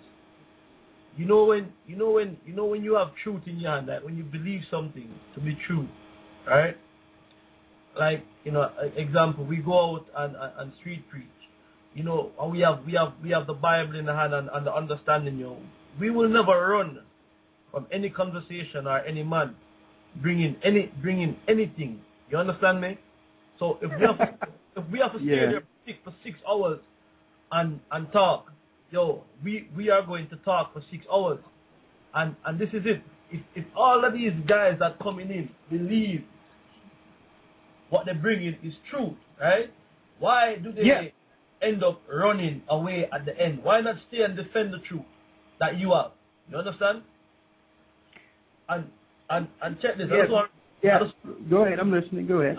I just want to read this, because I was also on radio last night in Manchester, And was doing Peace FM last night. We did it last week, and we got invited on again this week to come and bring it. And it's like the same thing. It's like once you start bringing out some truth now, people start coming in and trying to distract the message by creating confusion with arguments and all that. So, I'm just saying, I never run. I stayed there. You understand me? We stayed there, we had the Bible open, and we just kept reading. Whenever they came with nothing, we read it because we know what we have is truth. So I'm saying that when these guests come on, why is it that they take this stance? And I'm going to read this here, sir, in 2 Corinthians chapter 10, verse 4.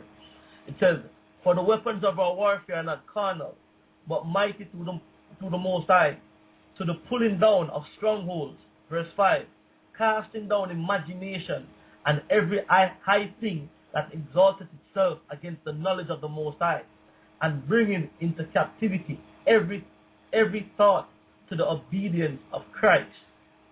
So, I'm saying that, if you believe that you have truth, let's stand with your truth instead of running off somewhere and leaving it like that. And this is what I realize is that, these people can't stand with the truth right now. You understand me? Because we're casting down the imagination left, right, and center. You understand? Yes, they can. And I'm going to tell you, brothers and sisters, I'm examining this on a whole nother level. There's more people who are in the loop of this Satanist conspiracy against us than you can ever imagine. It's as if the poor people have been placed in an Illuminati or Masonic world where everyone else knows what's going on except them. Mm-hmm. So, of course, they come on shows like this and they speak with us, and then when they see that we actually understand what's going on, they come together with different conversations. I tell you in Psalm the 83rd chapter that they come with crafty counsel against thy hidden one. Mm-hmm. Once they realize that we see or that we overstand the information or the diabolical plot that was against us, they begin to ramp up and use their education on other levels. Mm-hmm. Now they're moving towards physical warfare against us. See, the only reason they utilize the mental war is it worked. Because with the mental war, with making us docile and separating us from our God and understanding, by default, they could use us at their will. Mm-hmm. But believe it or not, one of the options before they decided to psychologically use us was to exterminate us altogether. That was one of the options on the table. Mm-hmm. Now that we've come to the understanding of who we are, now guess what's back on the table? Slaughter. Mass extermination. Mm-hmm. Jacob's trouble. It's always been an option for them. Police have never been in our neighborhood to protect and serve us. They've been in our neighborhood as an arm of the Illuminate powers. They're Masons. That's a fraternity. They've been there the whole time as a strong arm to engage population to keep us in order and in threat of government or in fear of government. Before they was that, they just put on fancy suits. Before they did that, they put on sheets. And we know Albert Pike was Jewish. He created the KKK. And then he made it where they would make swastikas and all those things and make you believe they was after Jews when that was a lie to hide their hand in creating the KKK. There's no KKK people after Jewish people and all that. That was made to engage us. So the spirit of the KKK, the cowardness to put on a mask to hide yourself, is how they operate with everything they do. Okay? The white sheet with the eyes cut out is not just with the KKK. It's with their whole system. It's to beat you down but never know who's behind the mask. And that's what their police do. Let me tell you, brothers and sisters, now that they realize that their psychological programming doesn't work anymore, and that we can just knock their foolishness down without hand. Like this guy, he was supposed to be the educator. He was simple as he can be. now that they say that, now that they see that don't affect us anymore. Okay, well, they're not listening to us anymore. They realize we're as simple as we can be. Sooner or later, they're going to realize that they can actually operate an empire. They can operate without us because they built our empire. Mm-hmm. And eventually, if we don't stop them, they will receive the promises of Abraham. So because of this, now you got Brzezinski standing up saying, well, it came a time that it was easy to control 1 million opposed to killing 1 million. Why? Because psychology could work on masses where weapons could not get. And you don't defend yourself against psychology. Mm-hmm. Okay? True that. But then he switched it and say, well, we're living in a time now that it's easier to kill 1 million than to control 1 million. So what people were they talking about? Mm-hmm. They're not talking about the people who are on their side of government. That's a part of the plot. They were speaking about us. So through that, they've created what they call a terrorist plot. They call anyone a terrorist to engage the children of Israel like they did us in 70 AD. But you know what? Of course, those that buy into their satanic program and their sodomy, that their sodomite ways and the degradation morally of the world will fall by their weapons. But there's a very elite few on the spiritual side who will make it through this. Mm-hmm. Whom we're trying to bring forth information to awaken those particular spirits in this earth that know how to fight spiritually against these demonic powers, who are nothing. The same way we can knock down these characters who come in with all this madness with the Tetragrammaton, like this guy here. Our God can knock down their God without hands. So, brothers and sisters, welcome to the war. You are in full power when you stand with the higher, and they can do nothing against you. Nothing.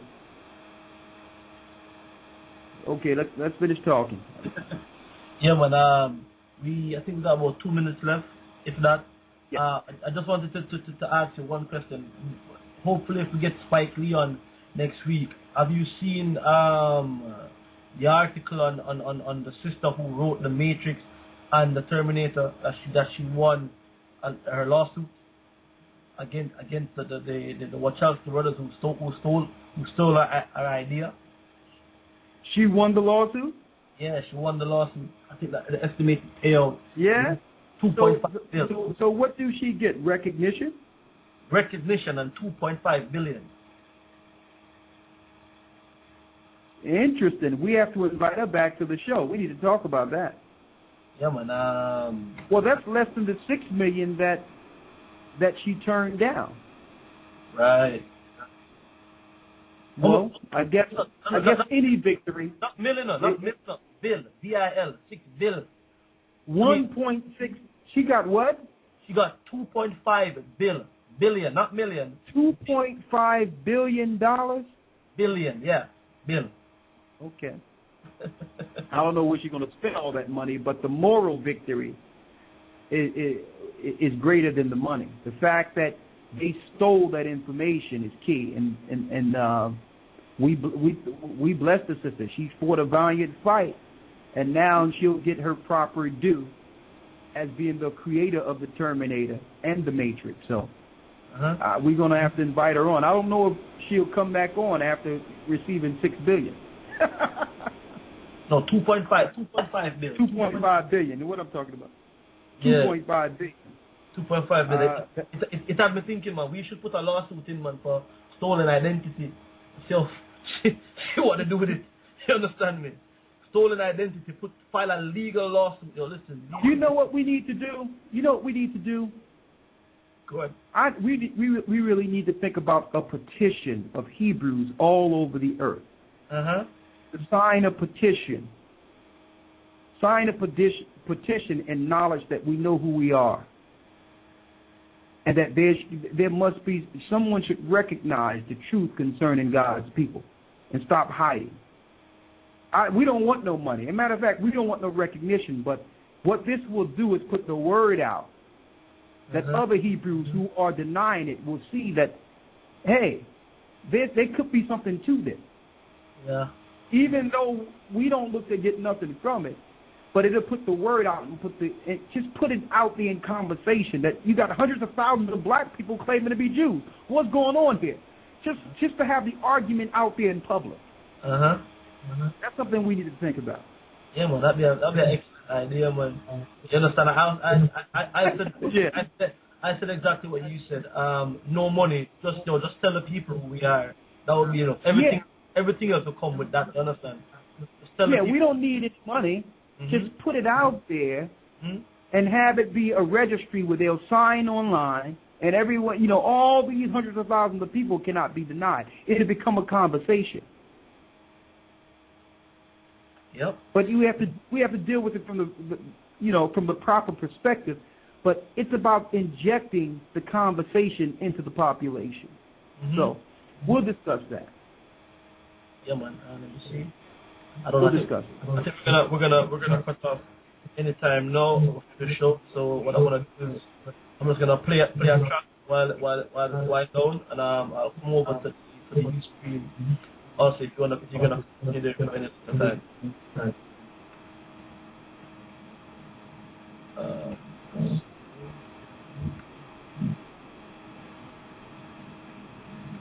Or it seems like they be getting out of Dodge. Oh, sorry, say again? No, it seems like they be getting out of Dodge, don't they? It'd be a puff of smoke behind some of these these doctors. All these titles in front of their name. Listen, I'm just little old brother Ricard. I'm not Dr. Reverend. They got so many titles. It takes like 2 pages to get to their name. All these credentials. And it's like, listen, we just little old brothers with some truth. But go ahead, what you had to say?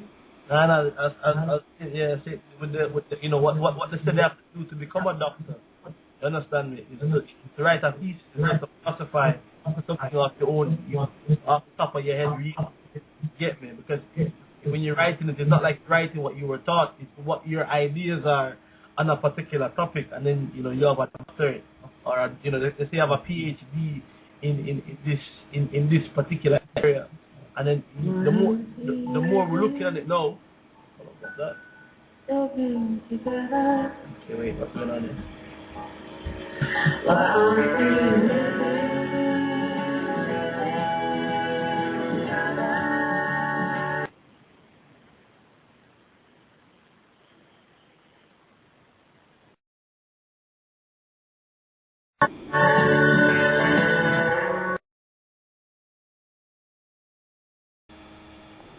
Alright. Hold up, I don't know what happened just then. That music came from. I think the show's over, guys. What you think? Hear, O Israel, the Most High, our power is one. For those that have ears, let them hear. Shema Yisrael Ahaya, Alahaya Nawa Ahaya Akham. Shema Yisrael Ahaya, Alahaya Nawa Ahaya Akham. Praise the Most High for this very golden moment. I thank Him for